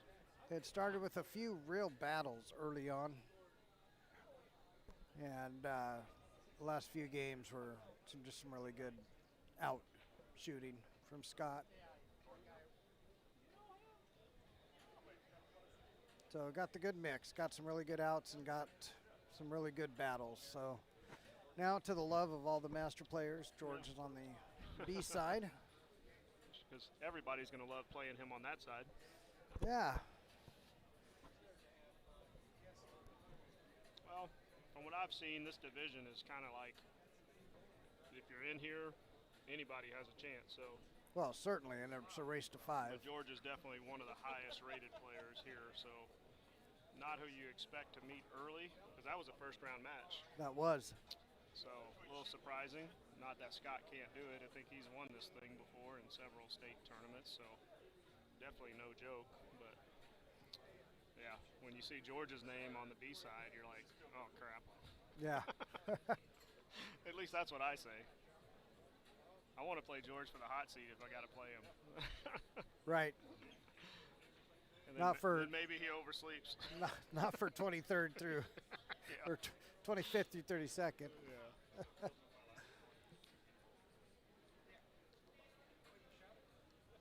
So what are the scores currently? Right here. I don't have my readers. So starting on the left, the tables that you can't see, we got Jeremy Block versus Matt Payne. That's a master singles match. They look to still be on their first game. Joe Sluzak and Jeremy McHugh, also one of the tables in the distance. Jeremy is up 1-0, race to 5. Amy and Jess, we've got still the same 1-0. Amy over Jess, and Danny and Dan also at 1-0. I feel like I lost my readers somewhere. Coat pocket. Yeah, when I looked. That's You not, think you looked. well, unless I stuck them in with the candy. Not in with the candy. Not in the other pocket. Not in that pocket. I lost them. They're gone. I got more in the truck. Yeah, I've Good definitely thing always got more. Good thing is I only need them to see the phone, so I don't need them to see the table. Yeah, I don't wear mine when I eat, or when I'm playing. But I don't also see a clean edge. Yeah, true. No, The days of seeing a clean edge of the ball are gone. yeah, I'm gonna struggle with that in the main rooms because the lights just aren't there around the rails. It's hard to see them. All right, we got Dan Cool up. Going from the 11 down to the 9-12. Is he coming between the 3-5 or is he wrapping around behind the 8? Looks a little flat to get behind the 8, but he is Dan Cool. That's a big area to land in, though. I think he is going behind the 8. It looks like by the way he's hitting, not between the 3-5. Or between the 1-8. Didn't call that one. I think he tried that, but it just didn't. I do hit think his he was. line. Yeah, I think he was trying to come between the 3 and the 5.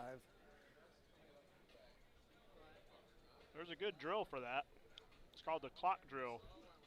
You set a ball up on the one diamond away from from a corner pocket. So the one diamond spot. Right. And then you put your cue ball on the middle diamond about a half diamond higher. So if you're on like the end rail, your cue ball would kind of be at the bottom of the rack area. And then you play it with 9 o'clock through 3 o'clock, and you figure out where your cue ball is going with each of those Englishes. So when you have a shot like he had, you can predict your tangent line into the rail, Right. angle in, angle out. Then you add the tips of spin you want to hit how many more diamonds up the rail, and it's pretty accurate. Right. So a little professor tip for you. All right, we love it. Look, Tommy the Professor. Also, Cloud9 owner operator. Been running in Omaha for a while. Recently opened up one in Lincoln. Private club is what Cloud9 is, private billiard club. Each location has 4 9-foot diamonds and 4 bar box diamonds. The Omaha location has been going for some time now, and I think your membership is real strong there. Lincoln is a little newer and still looking for more members. Yeah, so thanks. Omaha opened in May of 24 and holding pretty steady in the 60-ish member range, which is a good number for not having tables tied up. Anytime you come in, you've got access to a table, and it's enough people to support it and for you to pretty much be able to find someone to play with you when you go in there if you go by yourself. So that's become its own little community, which is cool. I've noticed that. Yeah, And it's kind of spread out from there. New teams have formed as all club members, and just partnerships and things like that have built. People schedule times and meet up, and so pretty cool. And all the players seem to be improving. Well, I think the evidence of that is clearly seen in the results that we see in the tournaments over the last 12 to 18 months. Yeah, for sure. We regularly see Cloud9 members finishing up in that top 3. Yep. They're definitely putting the practice time in, and it's paying off. So cool to see. And then that was kind of the vision for the place, was to make pool better, have better quality pool in our area. So better equipment and just access 24/7 is, I think, the key. Not that any of the places we shoot out of are bad equipment, but it's hard to keep equipment. So what you're saying is What I'm saying is when you have a non-pool player going to a bar to bang balls, they don't take care of the equipment the way a pool player does. So the club is unique, as in it's all pool players, so they all help keep the equipment in top-notch condition. So that's really appreciated, and it shows when you go in there. So anyways, back to the tables here.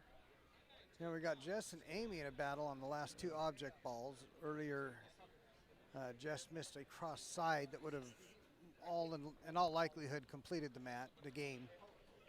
Amy, I think, is now trying to cross side herself. Shape should be automatic.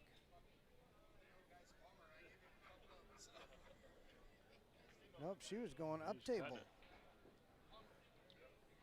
Because if the one doesn't pass into the side, that's going to be a tough shot. And right here we got Danny Roach, sorry. Looking to finish off. Could go 5-3 or 3-5. I think he'd prefer to be straight in on the 5 and go 5-3. He got a little bit of an angle though. We'll see if he adjusts. He could do a couple things. He could roll forward and bounce and either play the 3 up or in the side. He could just punch his cue ball sideways and try to land for either corner or the side. Just speed control on the punch. Looks like that's what he's lining up now. Checking the path, taking that cue ball kind of in the direction of the 8 ball.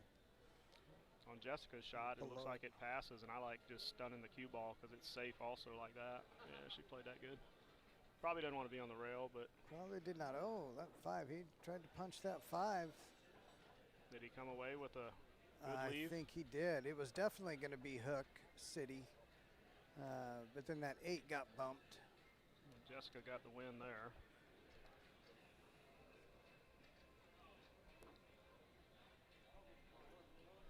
That makes that 1-0 and a race to 5. So if Dan can't see either ball straight on, he could kick. And if he can accurately kick it to 12, if it's not frozen, that'd be a good safety. Yes. Kick towards us. Try to bring the cue ball up underneath the 9. Yes. And if he can see it, he might also go rail first, short rail with some spin into the 12. But in your shot, he's got a real good chance of good things happening on the defensive side. And Dan's a great safety player, so he must be able to see the 12. He's probably got to give it a little spin, I'm guessing. Might be still trying to get underneath the 9, just going at it from this direction. Which if he has to go rail first, that's dangerous. It is. Got to make sure you get something to a rail. But in either direction, actually, if, coming the other way as well. So if I were going to kick at the 12, I would aim it a little short because you could hit the 9 and still your cue ball bump the 12 to the rail. So you want to play it a little short. But he's going on the other side of that 8. Let's see what he does here. He was checking the angle that he's coming into the 9. Tells me he's using some inside.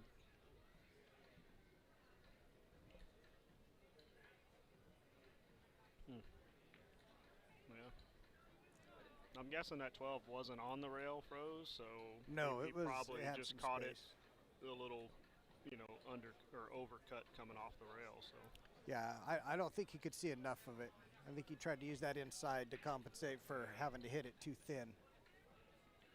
Now it looks like Danny should be able to get this from here. meanwhile, Amy dry broke. I don't know if Jess is shot yet.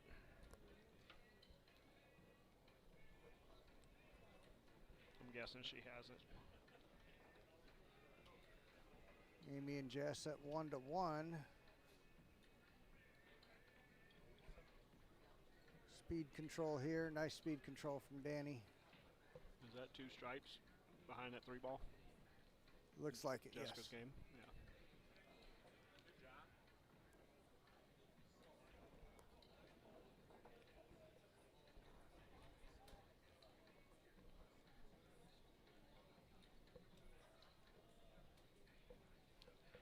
Yeah, there's a little close up.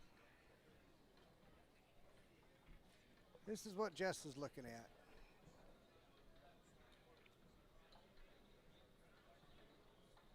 Ah, she can still see the 14.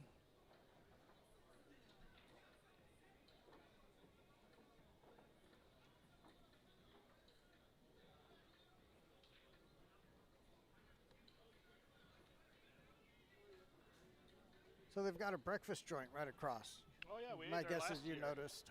Carpenters. I went there, yes, Carpenters. Yeah. They went brought there us last a year. little menu. I had some hash browns and eggs for lunch. Nothing like being able to get breakfast, a good diner breakfast all day long. Yeah.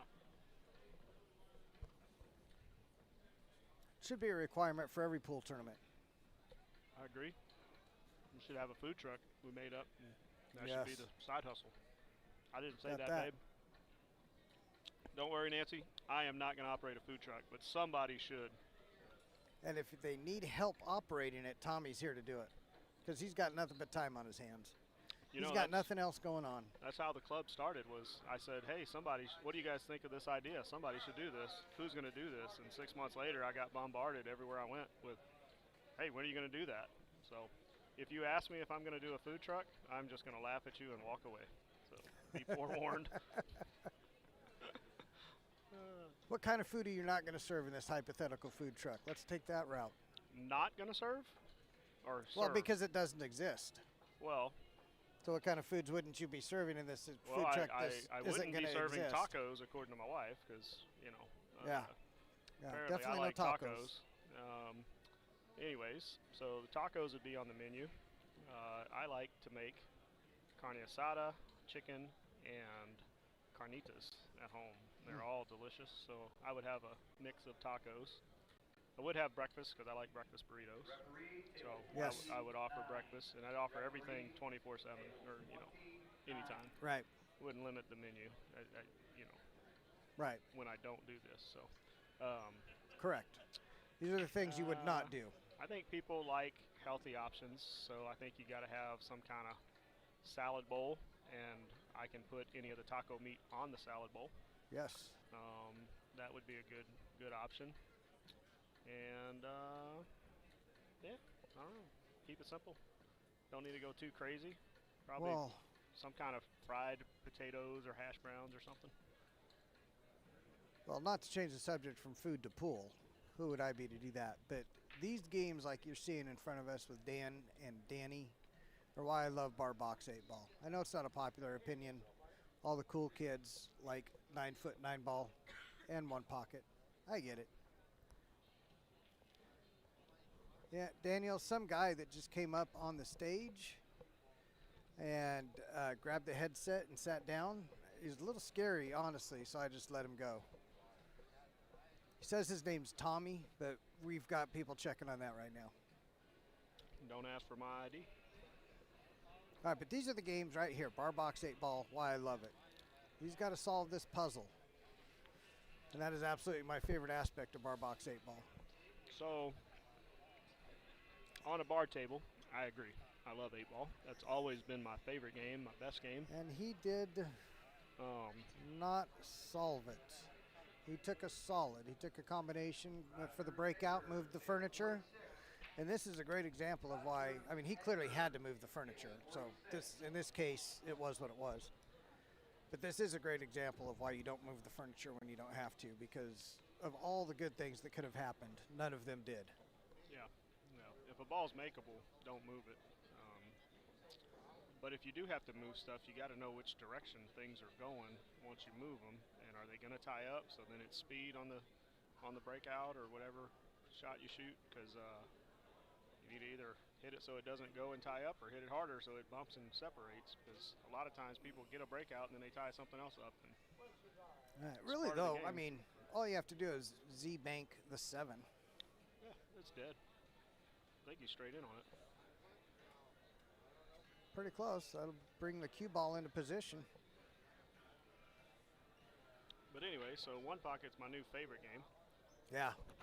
Not that I'm good at it, but I'm in love with it. It's obsessive. It teaches you everything, especially patience. Teaches you safeties, which never was a strong suit for me and is becoming a strong suit, or maybe not a strong suit. I'm getting better at safeties. Yeah, I'm getting better at them.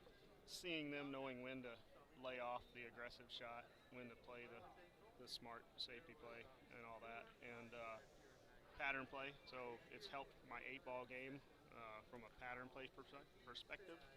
Just flowing from ball to ball a little easier.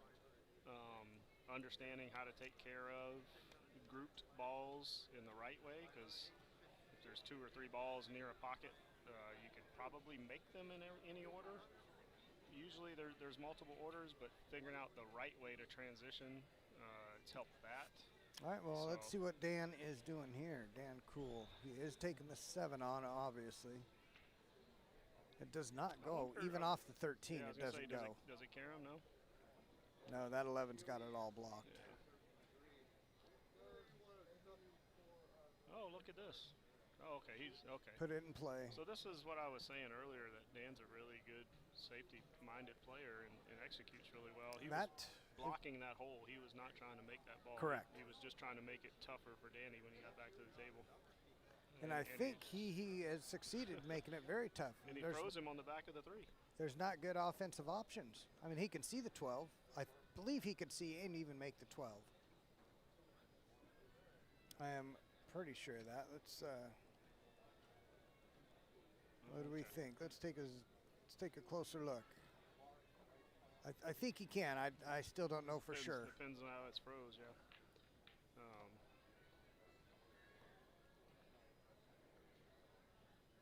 Yeah, he doesn't have really good offensive options. I don't think he can get to the 14, which is right by that bottom right corner. Not directly. You know, it'd be asking a lot, but you might be able to go off the top of the 9 and put the cue ball on the 12 where he can't see that 7. The 3 is a tough shot, and you got to combo up the rail. So I believe he's banking the 11. Yeah. Back at him. Well, how'd he hit it? Very nice shot. Well, we were watching the Midwest Expo 1 pocket a year or 2 ago, and Scott Frost was playing on the stream table, and he made a comment. The guy played such a good safety. He's like, well, sometimes the guy locks you up so good you just got to go. And I think that's what Danny was feeling. He just had to go. Yeah. And Scott made the shot and won that game when he said that. Now Danny's looking at how to run out here. I mean, really, the 13's the only ball he's got to figure out. Get over on the other rail. The ladies are at 1-1, and who got that Dan and Danny game? That was Danny, was it not? Danny's up 2-0. We're losing sight of the score. There we go. 2-0 Danny. Yeah, I was finishing my pretzel, so I didn't really keep track And of scores. 1-1. All right, the ladies' score is still 1-1.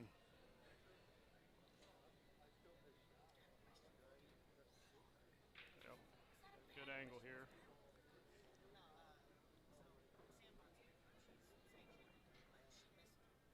So there are a couple things he could do here. I feel like he could punching it across could work. He could play this with high inside and just go side rail, bottom rail, side rail, back, shoot the 13 where the 14 is. Or you just play for the, well, maybe the 13 goes by the 7. What are we talking about? Yeah, it goes by the 7. Never mind. From where I'm sitting, I guess I need to look at your monitor. From where I'm sitting, it didn't go by the 7. I thought Dan blocked the Oh, ball yeah. when he played that shot. When you look at the table from where we're sitting, it definitely looks more blocked. Never mind. I'll save my shot for later. But there's not a full, well. He was stretched and a little jacked over that 8 there. And he definitely didn't have a full pocket, but it went. Yeah, he's not happy with that result. So sometimes you tell yourself, forget that it's there, just ignore it, but you do have to remember that it's there.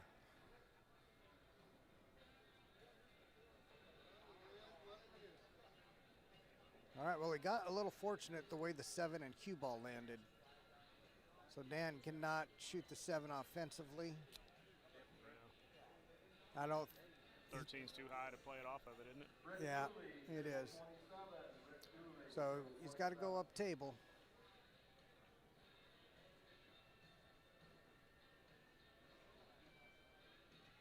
So the ladies have a 8-ball trapped between a couple solids.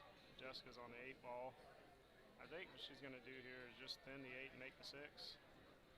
Well, that's what Jessica's got. Got the 6 there. It's a good shot, and the 8's makeable now. So Is the 3 makeable? That's what she was not counting on, that 3 being makeable. Yep. She didn't look happy, at least. Nice shot there from Dan. Is he going to get the 1 or the 6? I got to take shoot the 6, and then the 2, and then the 1, and Yep.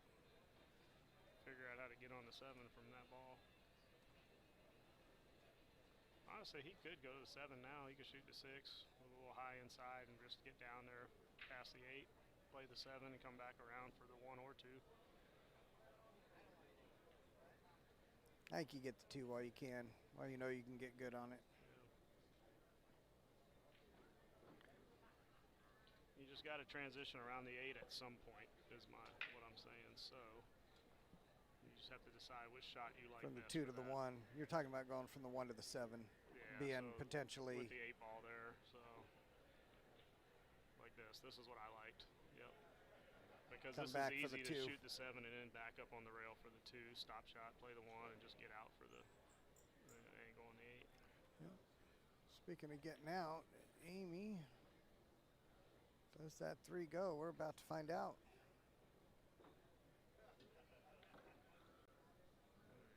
Good shot by Dan. Just a Little hot, but not bad. yeah.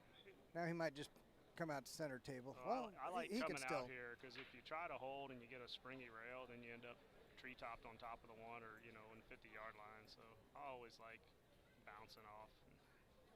But that's because I don't hit the kill shot too good like that. I like what he did. Yep, I agree.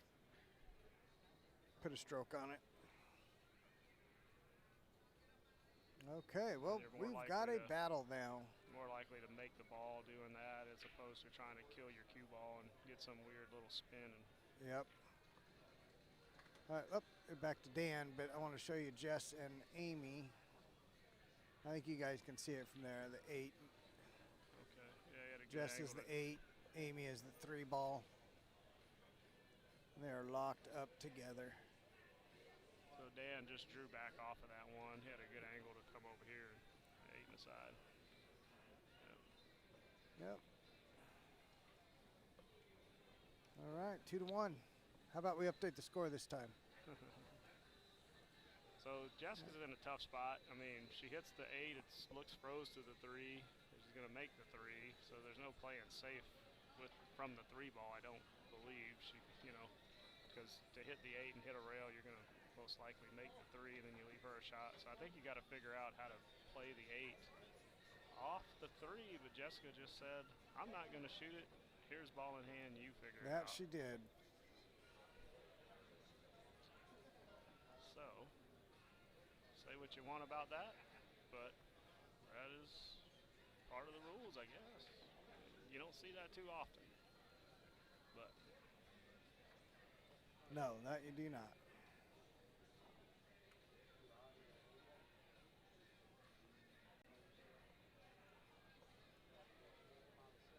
A little closer look here at what Amy might be thinking about. Maybe she gives it back to her.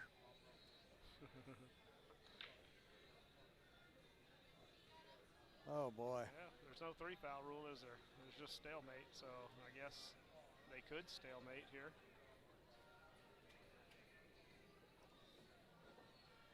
So she's got to be careful because she doesn't want to make it, so Jessica's just dead straight on the 8-up table.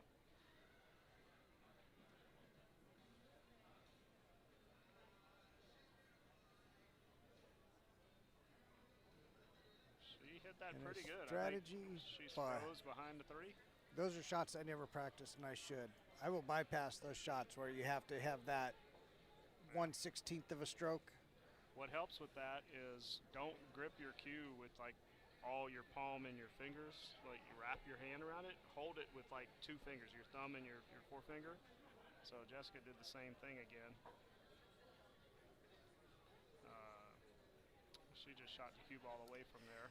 Yep, and if they use the same rules here after 3 consecutive fouls, which Amy isn't fouling. Oh yeah, Amy hasn't fouled. Jessica is on 2 fouls, even though there's not a 3 foul rule in 8 ball, but there could be a stalemate situation, right? Correct. And the players would have to agree to that because there's no ref here, so one of them would have to say, I believe we're at a stalemate. And then maybe you contact a ref at that point.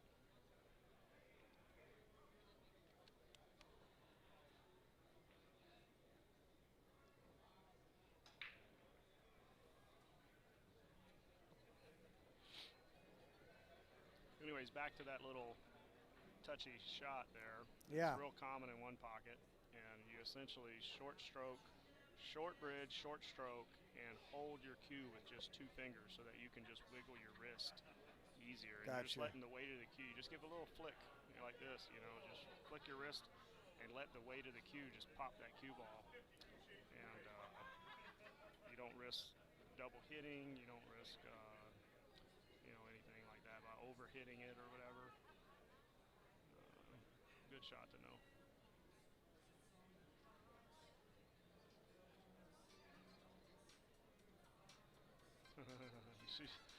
Did she airball it? She flinched on it. 2 for flinching. She's laughing.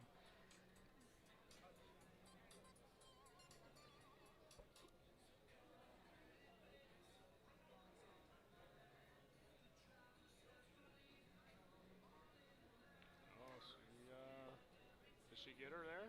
Is it behind the 3? It looks to be. There's a close-up look at it. I think she can see an edge of the See the 8. edge of the 8. Well, this would be a heck of a shot if Jessica makes this.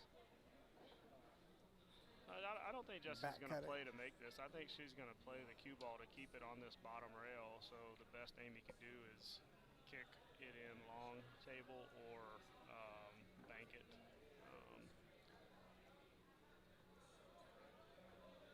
I mean, she might be able to see enough to make it in the top corner and put a little bottom to just hold that cue ball but around where the chalk's at. The way she's approaching it looks like she is going to try to make it. And I'll leave the bank if she misses. I think no matter what she's doing, the cue ball is going to stay on that bottom rail, if at all possible.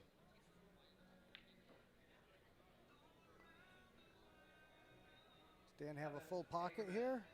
Table 75. I don't think he's got the full pocket, but I think it goes with that 6. He's going to be rolling forward for the 8 off of it.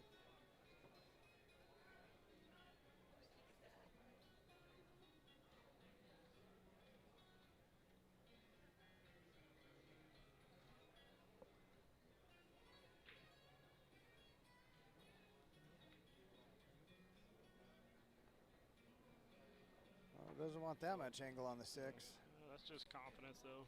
You know, he's like, I'm gonna take the tougher shot. Right. I think he just got a little sharper than he was hoping to. He's got to roll this 6 in. Jessica miscued. She wasn't trying to do what she did there, foul. She was trying to hit the 8, and she wasn't happy with the result of that. So that opens the door for Amy with ball in hand to get out of here, because the 3 is makeable now. So she played that safety situation correct. You know, it's going to result in a win.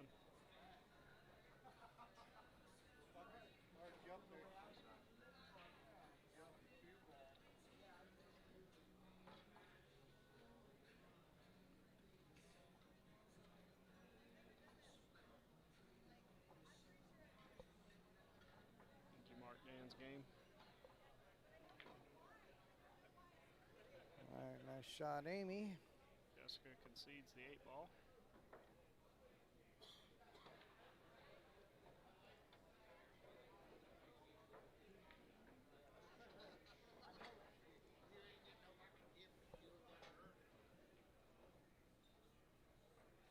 All right, some great matches.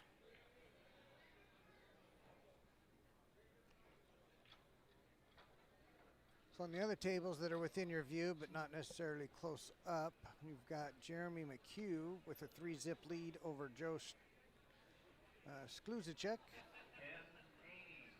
124. And then the very far table, Table 124. that is Jeremy Block up 3-0 over Matt Payne. Both of those are master side matches, races to 5. What are the ladies racing to? They are racing to 5. Okay.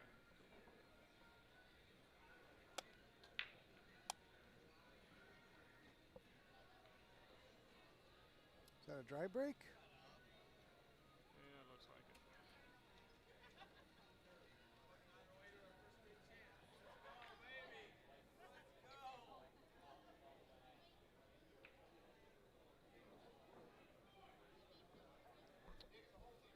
So I don't think she has a good starting shot off the break. She's kind of trapped below all the balls. Yeah. At 14 by the side, looks like it's on the wrong side of the pocket. Now, I did play some straight pool, and there's a straight pool shot right here that can be utilized. Yeah, what's that? You'd be coming off whether that's the 1 or the 9 and bringing it back up behind the pack, although the pack consists of 2 balls. Oh, yeah, the cue They ball. come 2 rails up on underneath that 10 or 12. Just playing safe, yeah. At least either way, you're keeping the ball down table. Right. Table 137. It's a hard pill to swallow for a lot of people, but playing safe off the break sometimes is the smartest shot.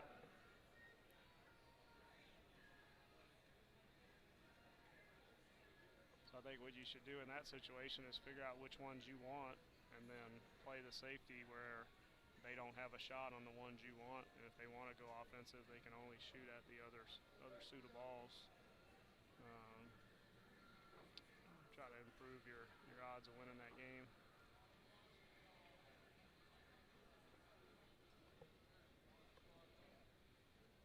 Dan made a couple balls on the break. It looks like he's got a shot on the stripe in the rack area. Chicken wing food truck.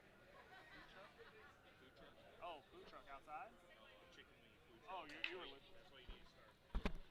All right, we have another Yeah. menu item. We're gonna not be making chicken strips in this non-food truck we're gonna have.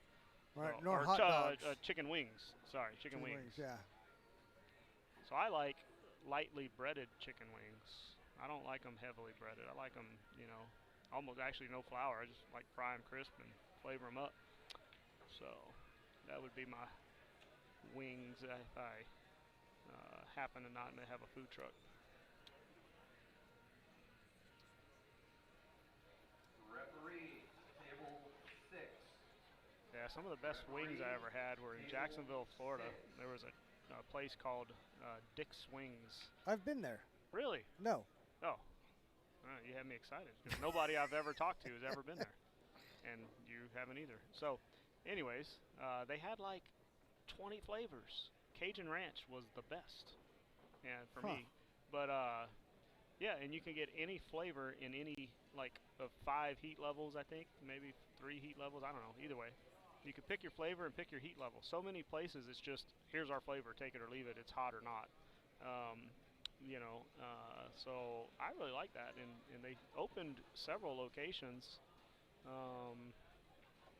I feel like it started out under a different name. Maybe it was like Fat Boys or something, and Dick's was another place that was similar and bought them out, and they just combined the menus or something. But yeah, great wings, and then moved away from there and never been able to get back. I was in Jacksonville, St. Augustine recently for a tournament, and I looked them up. I couldn't find them, so maybe I can't. I'm not remembering Maybe the name you left right. town and they went under. Yeah, I quit supporting That's your them. fault. Yep, I put them out of business. Tommy put another business out of business. Yep. But as long as it's not your business. That's right. Yeah.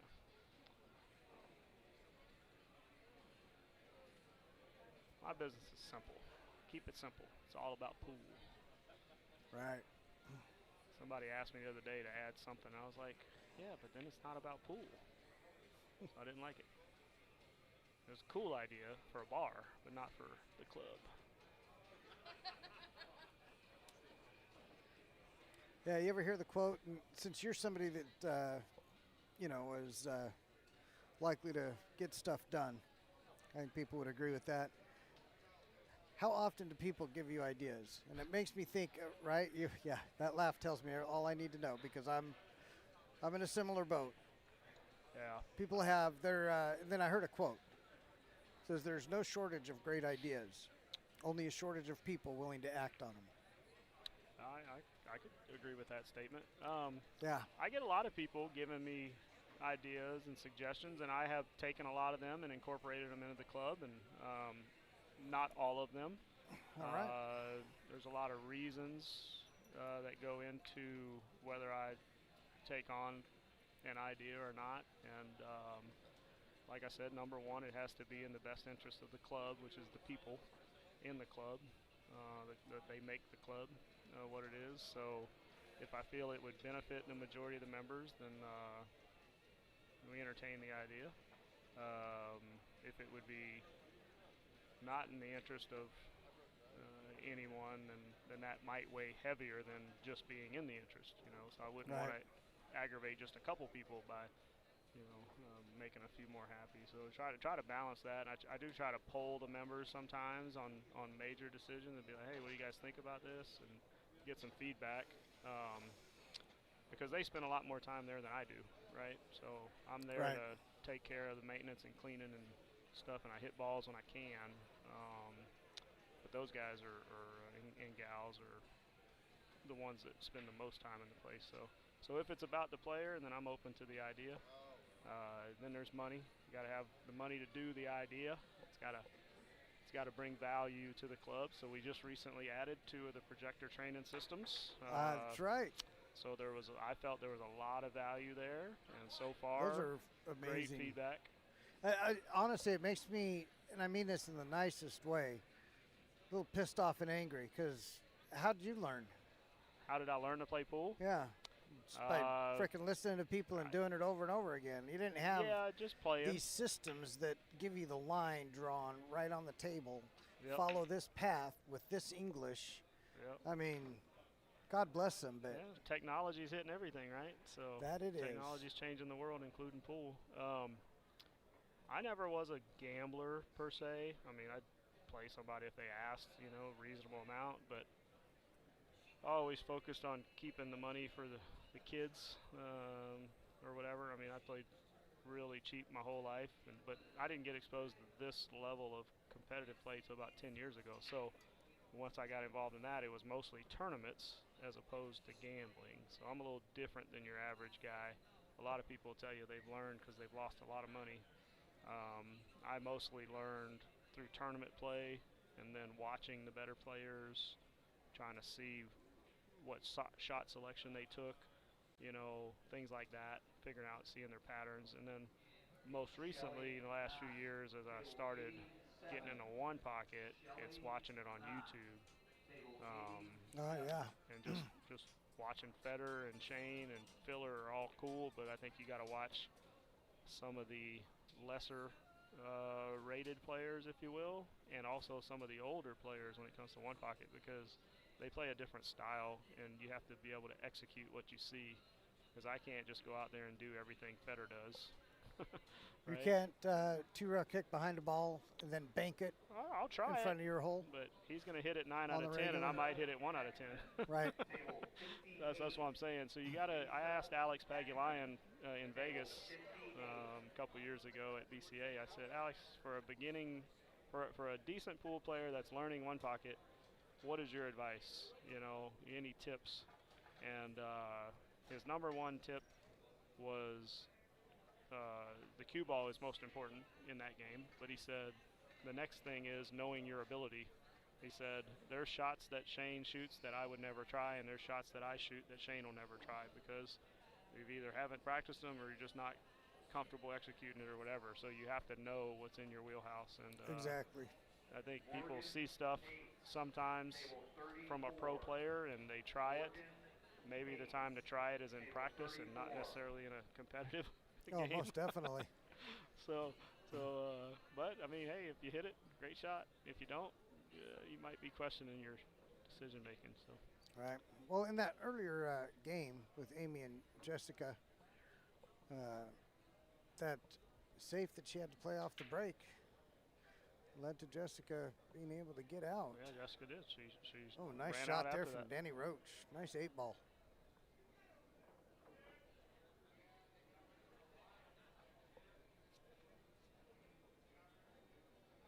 All right, you got a match? I do not yet. You trying to kick me out? No. I'm actually seeing if you can give me a chance to return a couple phone calls. Oh yeah, go ahead. I've got 5 o'clock's the next scheduled match, and I don't have a table yet. So. Okay.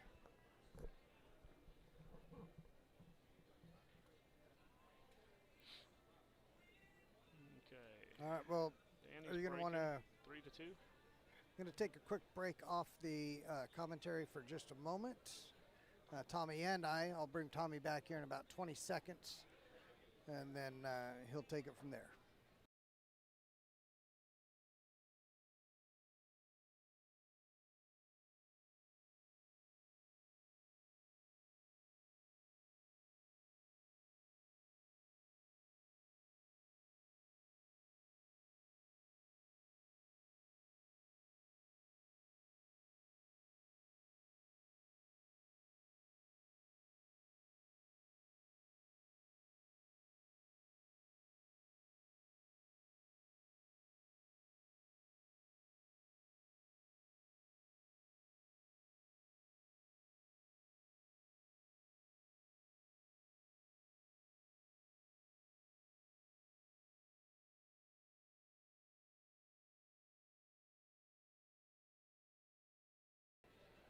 All right.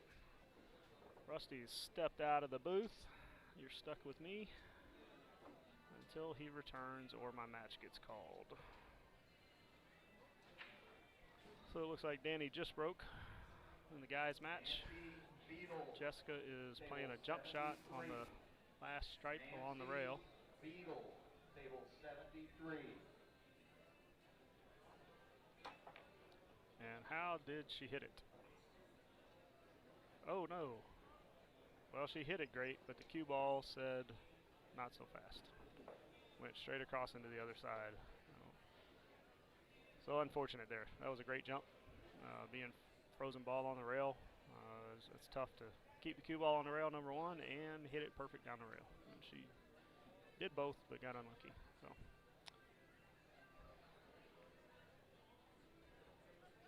So here's something, ball in hand, wide open table. All the other opponents are balls are gone. You've got a problem with two balls. Looks like they're close to each other. They're not froze. There's a little gap, but so I like the fact that she's identifying that. And then where the 8 is, I mean, she's got all kinds of ways to get shape there. So here is about taking care of the problem first, and then I kind of like to say, keep it simple, silly. Take the easiest shot and just play for simple shape. Move your cue ball as little as possible. No need to have all this crazy movement and get bad shape and then miss a shot, you know.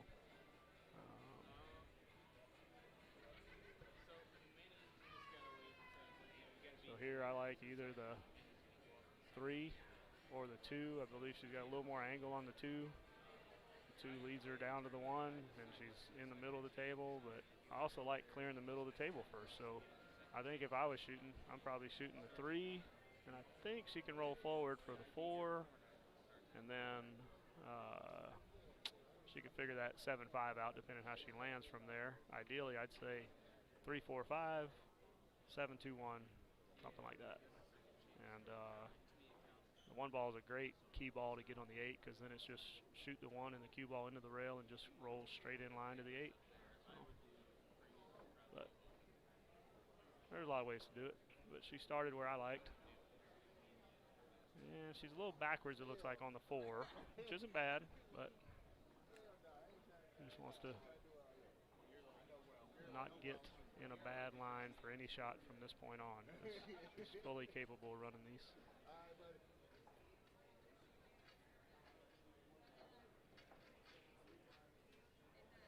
And she might be able to hold above the 5, but we'll see.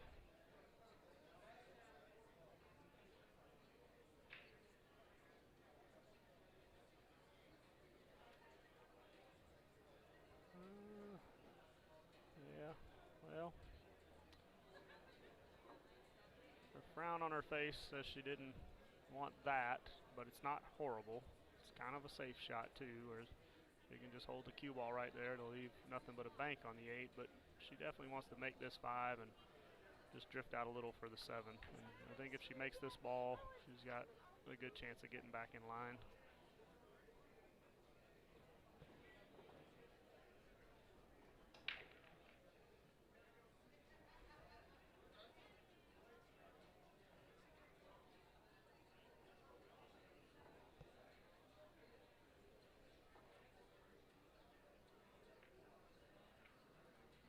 Jessica's jumping out of her seat, I guess. Yep, she missed the 5. So, but like I said, if she holds that cue ball there, she's going to leave it at least a bank. So Jessica's already tapped the side pocket.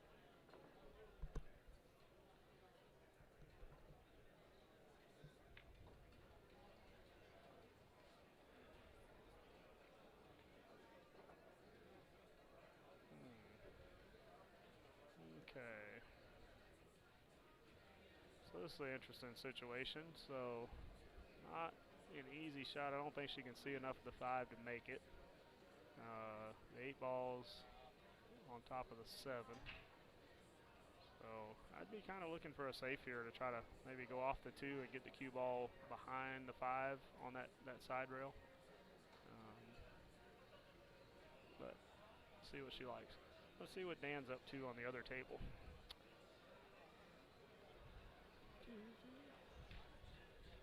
Looks like he's solids. There's a 5 and a 2 tied up, but I think the 5 goes in the side maybe.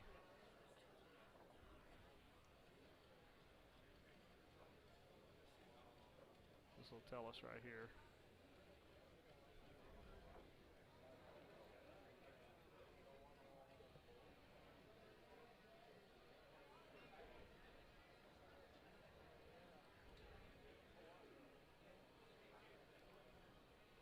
I didn't fully see what Amy did, but she's kind of in that area I was talking about, but she might have left a back cut for Jessica.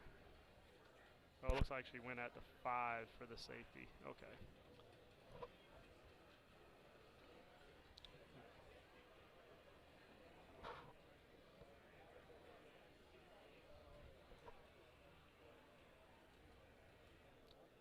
I think Dan can make that 5 ball with a little low right spin, but he's just going to double kiss that 2 there. he doesn't get a shot on the 2, then he's got a tough. Yeah, he's got nothing on the 3, and the 4's down there, so he's kind of in a little pickle here for that. Jessica for the shot on the 8.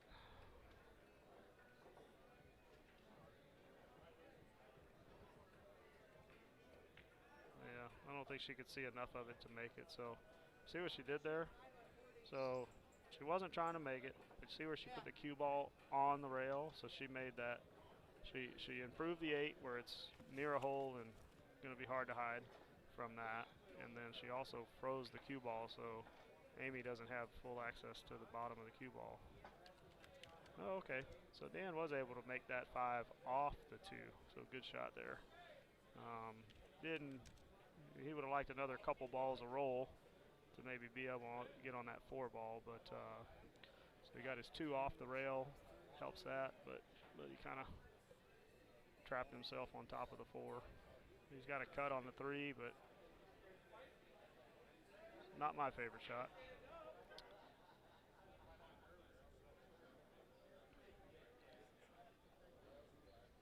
So for Amy, she's either in go mode, or if she was trying to play safe, I think you go off the 5 and try to just drift to the bottom rail to make Jessica have to jump or kick. But she might be in go mode shooting the 5.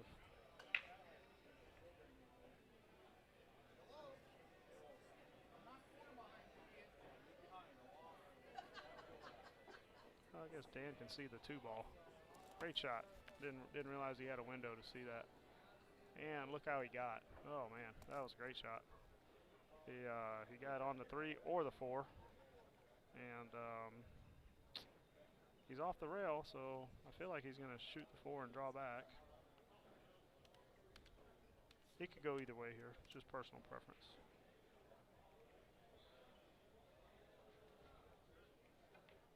Yeah, he hit it good. And actually, the 8 balls. Oh, uncharacteristic miss from Jessica there. So, doors open for Amy to steal this game. So for Dan, if he doesn't like, because of where the 12 is, he could again play this shot with high inside and roll past the side pocket in the 8, and then play the 8 up table in the other corner where he's standing. But see what he does. He might have enough ball. I can't tell.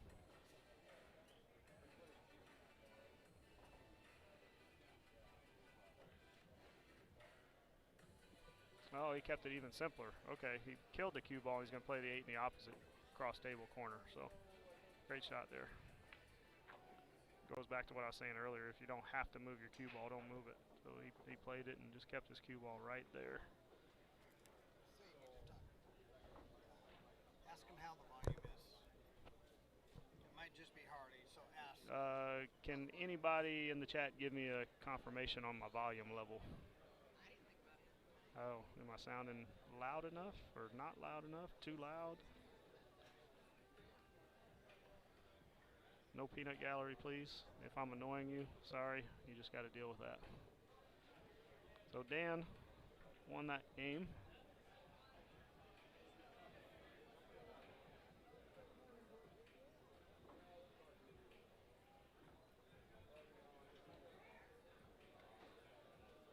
Okay.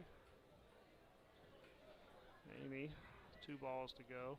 Looks pretty straightforward here. She'll probably just hold, play the 7 on the side.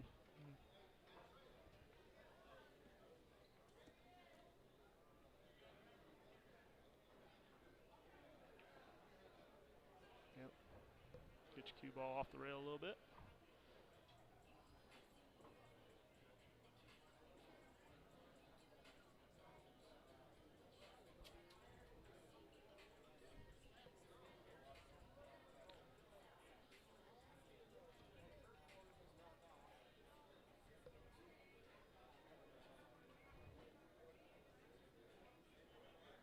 Volume is low, Rusty.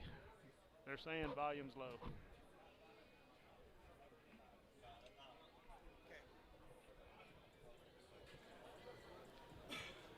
All right. How about now, Curtis, Harley? Volume better?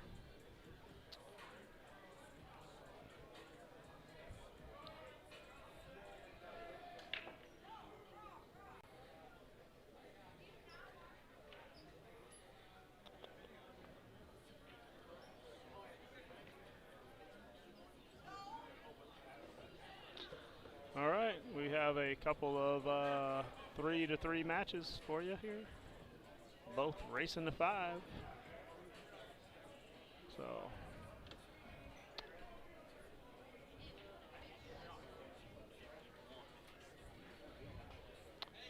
All right, volume's good. Thank you guys. All right, I didn't see who broke over there for the guys. Let's see, 1, 2, 3.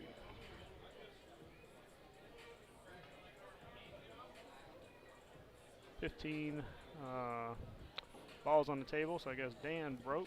Danny is surveying the table.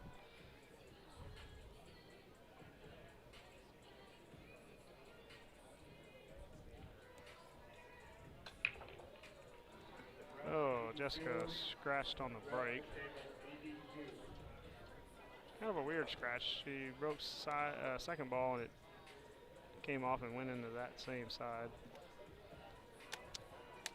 A lot of times it goes to the rail and across to the other corner, but maybe she caught a different ball.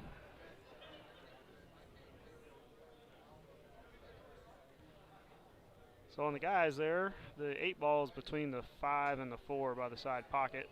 So you're either going to have to move that at some point, and he might do that here. If he cuts this ball in, he's probably going into the 4 ball, which would open the 8 up potentially. See what. Otherwise, I mean, really, just because of the 8 ball, I kind of like solids. I feel like if the 2 ball is makeable, then just gotta take solids. You got the 1 ball. When you play the 4, I think the 5 goes. So that 2 ball is the question, but you got 3 balls around it where you're going to be able to bump it. 7-6 looks like a makeable combo, so.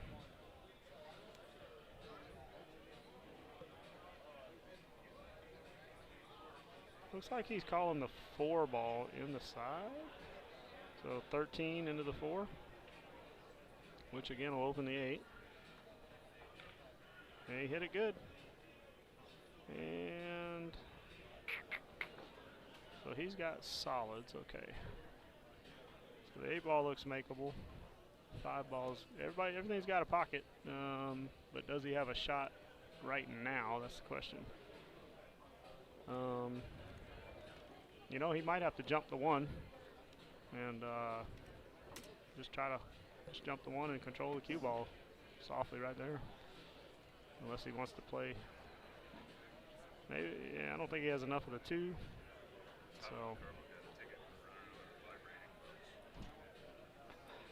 Yeah, well, it's all over Facebook, so I got a heckler over here talking about my speeding rumble ball. Oh, he played the combo. Good shot, yeah.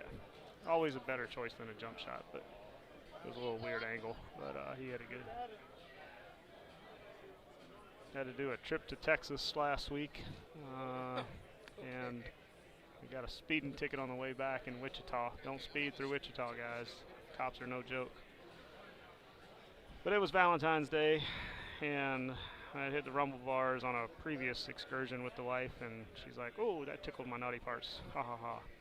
So, being Valentine's Day, driving back 12 hours and with my mother in the car, I said, I rolled over and hit the rumble bars. I was like, "There you go, babe, I tickled your naughty parts." And, well, I didn't signal when I did that, to change lanes and do that, and the cop pulled up behind me real quick and asked why I was weaving lanes and all this stuff without signaling and speeding and all of the things. So, lesson learned, don't do all that, especially in Kansas. The troopers are looking to get your money.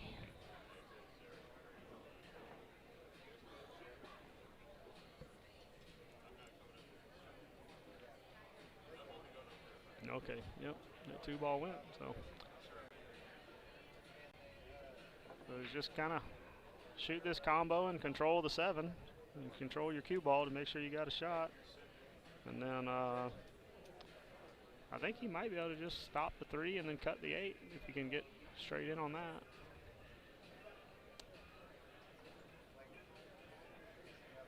I believe that's what he's playing for instead of trying to get a tight window on that other rail. So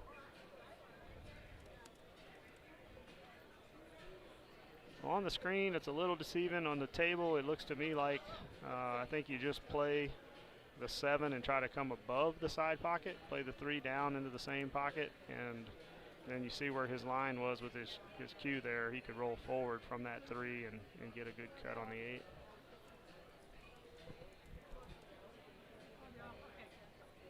The ladies look like they're playing 1 pocket. There you go. Good shot, Danny. So a lot of times people try to hold that or spin it and go below, and then you get too much spin and you bounce off the rail, and then you got a tough cut on the 3, and that's why I was saying I like the way he played this.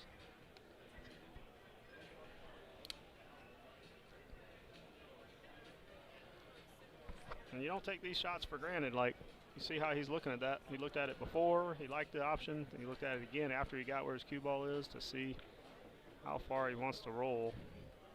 A lot of times people shoot and they just think, oh, I'll be able to see it, but you could see it, and you can make it better, or even worse, maybe you can't see it in some situations. But I always like going to look where I want my cue ball and make sure that's the line of the shot that I want to achieve. Danny looking to get on the hill, and he does. Good speed. Cue ball was coming off that ball, heading right at the side pocket. So.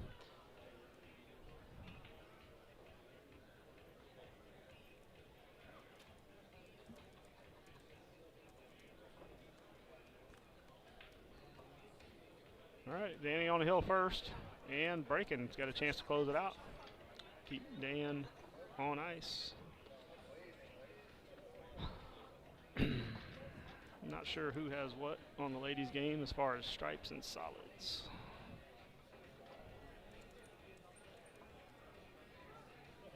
Looks like there's Danny shooting 6. Okay, so she's solids. So there's a lot of work to be done here, because the 2 and 3 are buried in the pile. The 4 is, I don't know if it's makeable. That one's not being straight. They're not all being straight. Oh, right. I go back and forth depending on what's going on. Good shot. All right. Well, at some point she's got to figure out how to play safe or break out. So.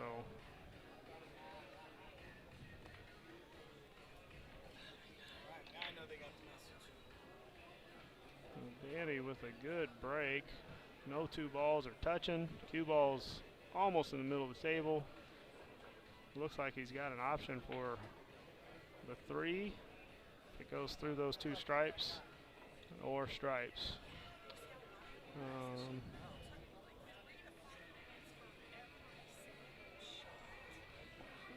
To me, stripes look easier.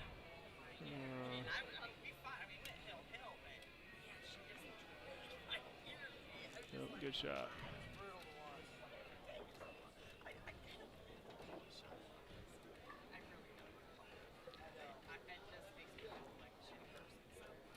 Amy's shooting a 2-3, just trying to push stuff over to a hole, make a ball makeable.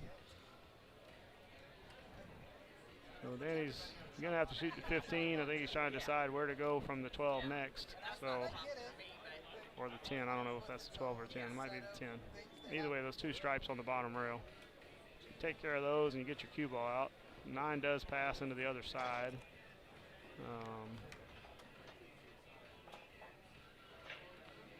If he can execute that and get on that 9, I think he's going to win this match.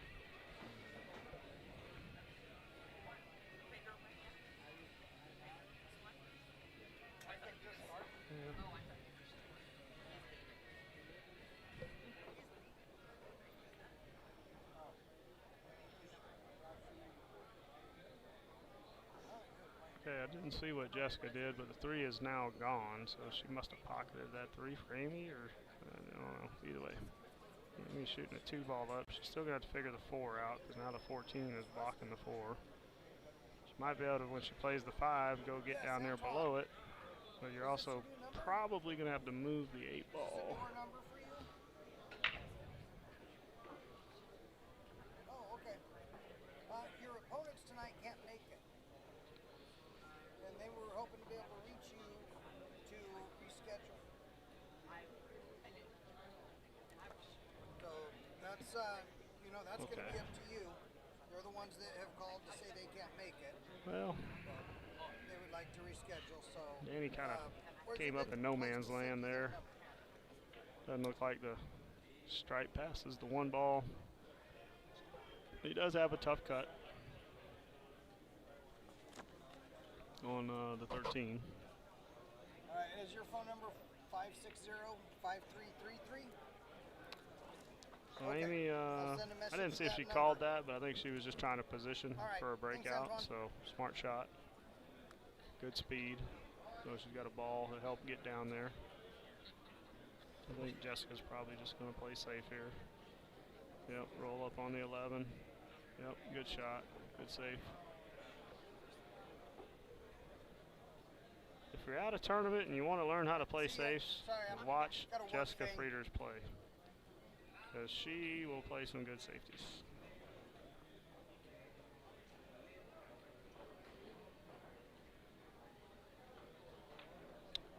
So I guess, yep, Danny shot that stripe and he made it, and he's still at the table.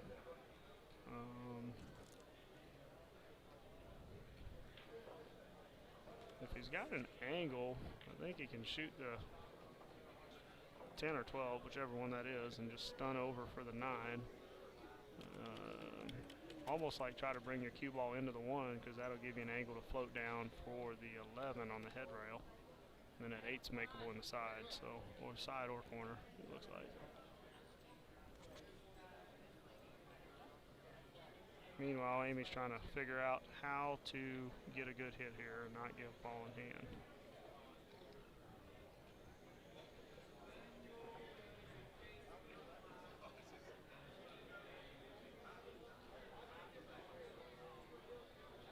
So looking at a 2-railer. I like it. I like it a lot.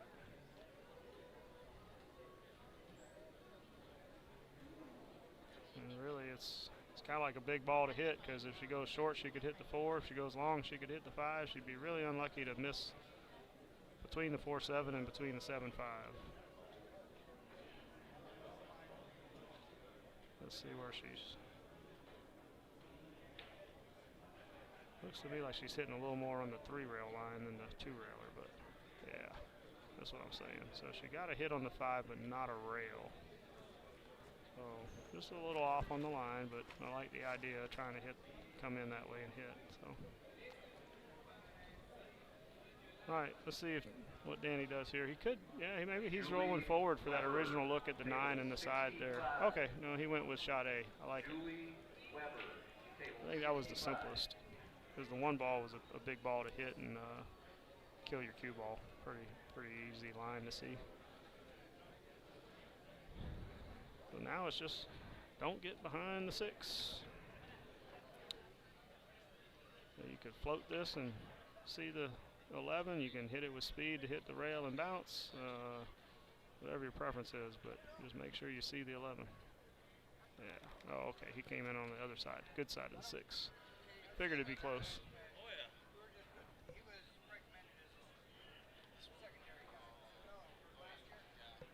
I'm the B team. A team. I'm probably like the D team, but B and C are playing matches. So yeah, somebody asking who's the other commentator.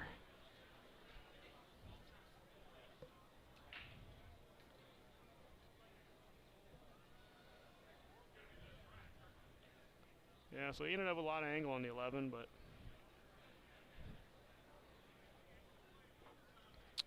I think he doesn't like the stretch and the possible spin and all the stuff. So Referee, table 32. Referee, table 32. meanwhile, Jessa took advantage of her safety and ball in hand, and she is running out. Didn't see where she started, but she's in a good spot here. The 8 will have to go either up table or in the pocket where the 12 is, but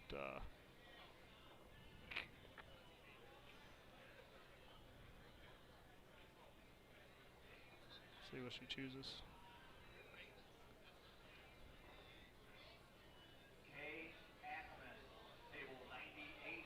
I mean, honestly, if you got a, she shoots the 12 and the 11, then she gets above the 10, she can come across the table for the 8 ball into the same pocket there. So, or maybe she's got an angle on the 10 to shoot now. If she's straight in on it, I like it. So then she could just pull her cue ball back a little bit for the 11.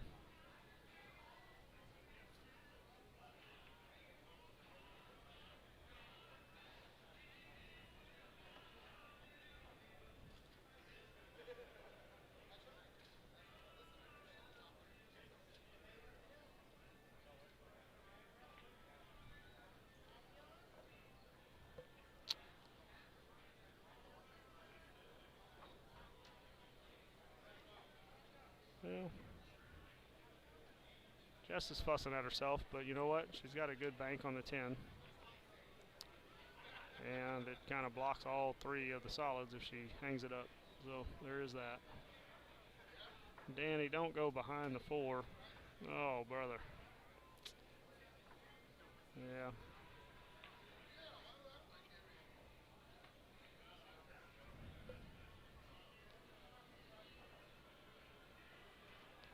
So I don't know if he put anything on that cue ball, but it's always harder with the bridge. A little bit of outside, which would have been right spin there, would have just held the line where the 11 was at, about a diamond from the pocket. But when you start putting spin and you're hitting soft, especially using a bridge, the ball massays, so I'm sure he thought about all that. And even if he'd have just bumped that ball full, he'd have been okay. But unfortunately, he got behind it. Joni Doe, table 139. Joni Doe, For some reason, you have to 139. just click off on. I saw where you clicked it, yeah. Okay.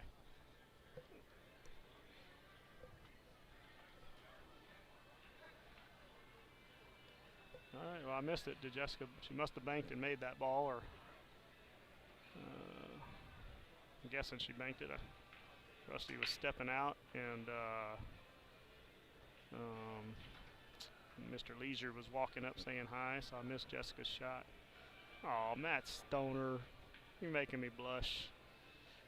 Just trying to be like you, bro. You guys be careful driving up tomorrow. So Danny fouled, hit the 4 there, so Dan is going to get ball in hand with a chance to tie it up. And we're going to have a hill thriller. Looks like Jessica got that game, so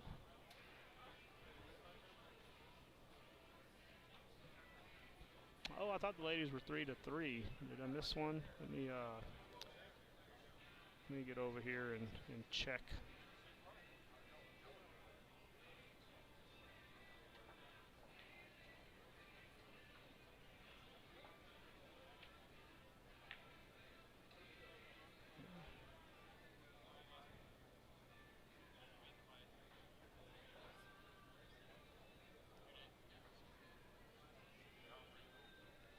Ryan Cobb, table 145. Ryan Cobb, 145.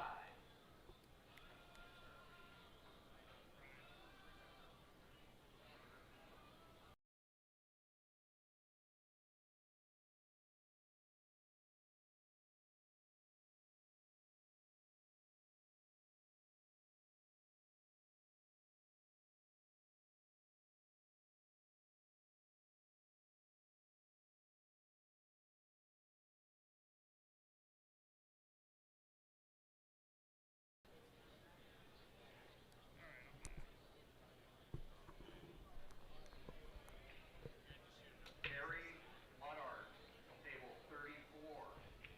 Terry Muddart, table 34. Kick shot for the win. Not sure what you're talking about. Did Jessica kick the 10 in? Is that what you're saying? I think she would have banked it, but like I said, I looked away. Meanwhile, Dan is taking care of business, doing what he has to do.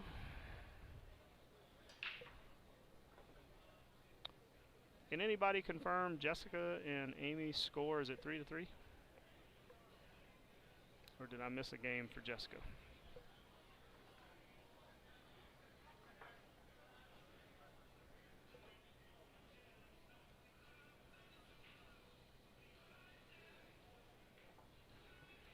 All right. 4-4. I believe it's Dan's break.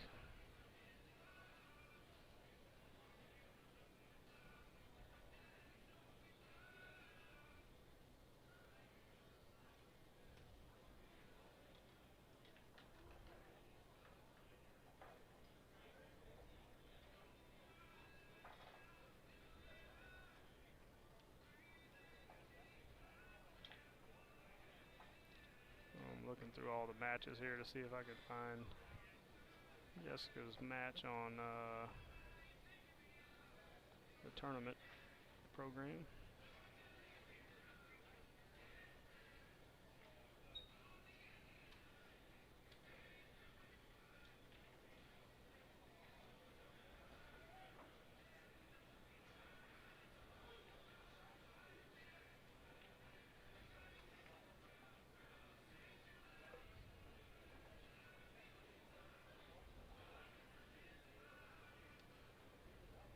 There we go.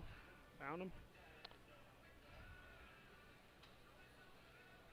K. Ackman, final call, table 98. K. Ackman, final call, table 98.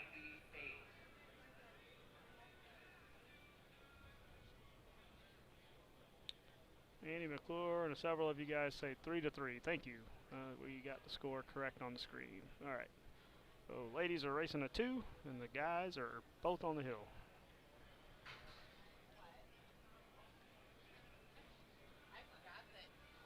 Amy has called a kick on something inside.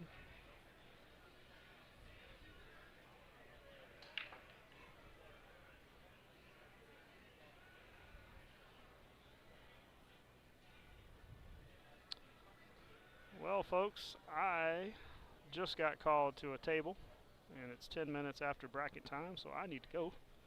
Been fun chatting with you.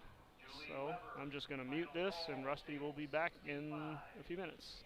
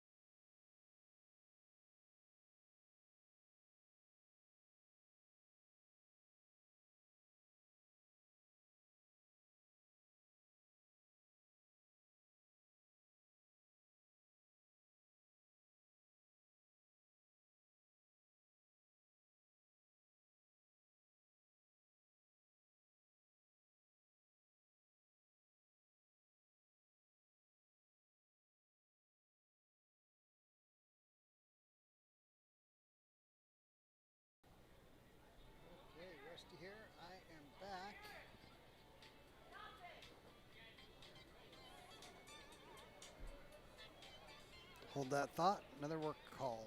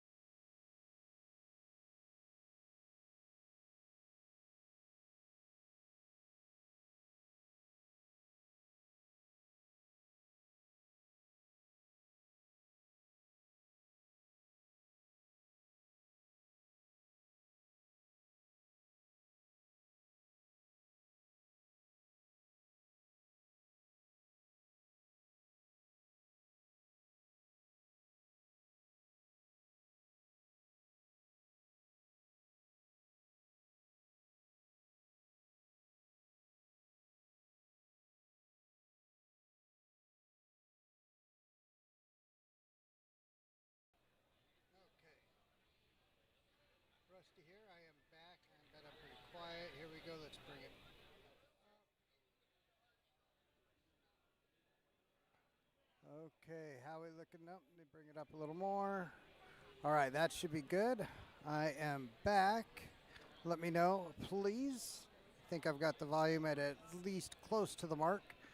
Got bad weather back where I am a league operator, and so some bad weather's coming through, and it's caused a cascade of phone calls. I apologize. Appreciate Tommy filling in.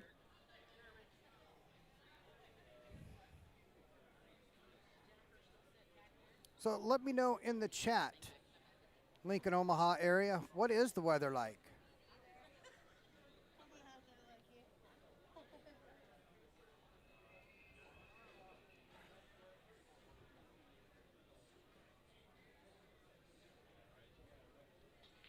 All right, the Dans in a battle, the Battle of the Dan.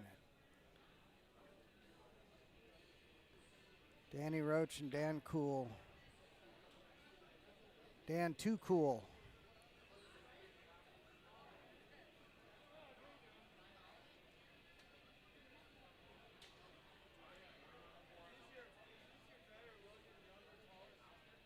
All right, Danny at the table now at Hill Hill. You see in the back there, Jessica and Amy Heinen tied up at 3 apiece.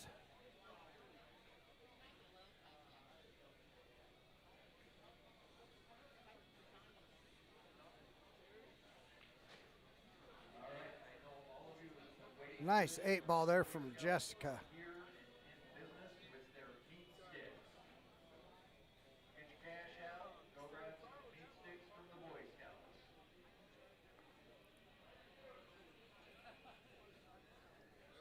And Jessica gets to the hill. Great 8-ball there. Confident, strong stroke.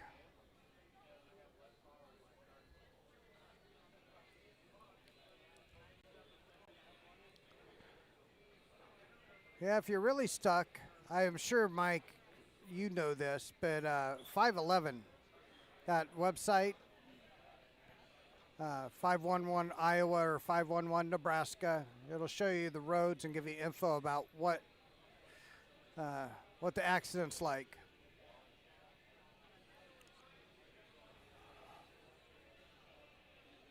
Something of the government's that I find useful. That's I'm as surprised as anybody else. But honestly, that 511 Nebraska really does give me some great information. Okay.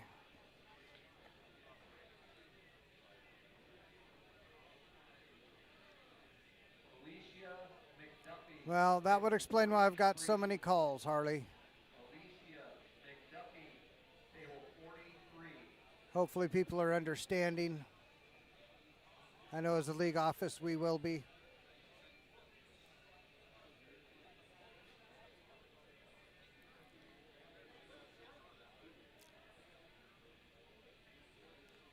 Boy, what they said was just going to be a little snow.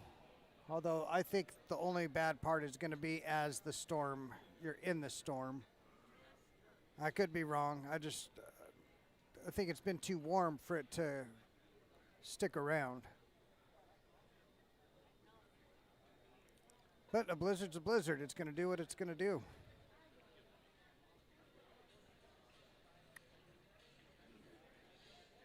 All right, Danny, great opportunity here. Just roll forward a little bit. Give yourself an angle, but minimize it a little more.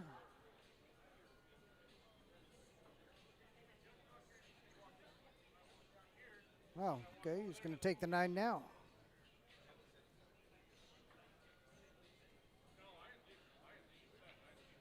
All right, going one rail now brings you into the 8, but he doesn't like it. Nice bank shot from Jess.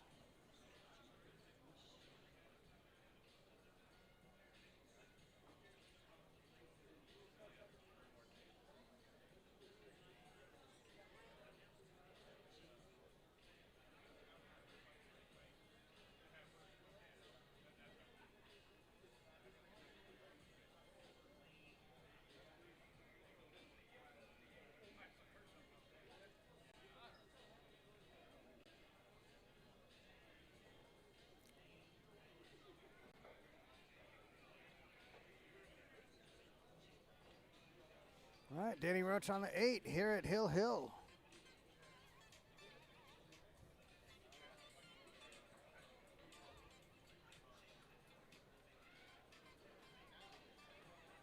All right, so we are going to see what happens here with the. All right, there it is. Danny Roach moves on. Going to come off the commentary for just a moment. Got still phone calls to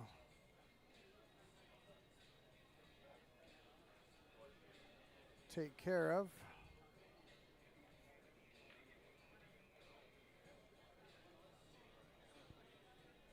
Be right back.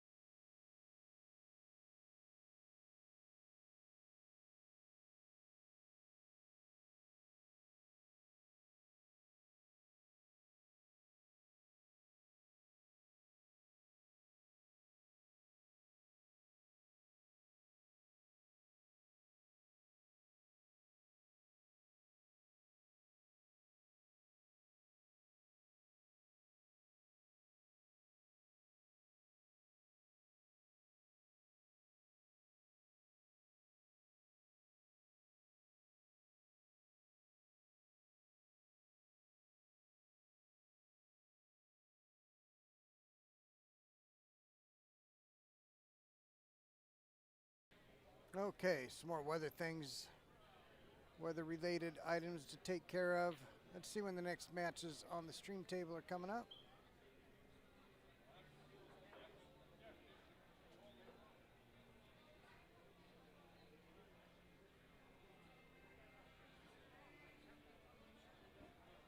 Okay, we will have two of them coming up shortly.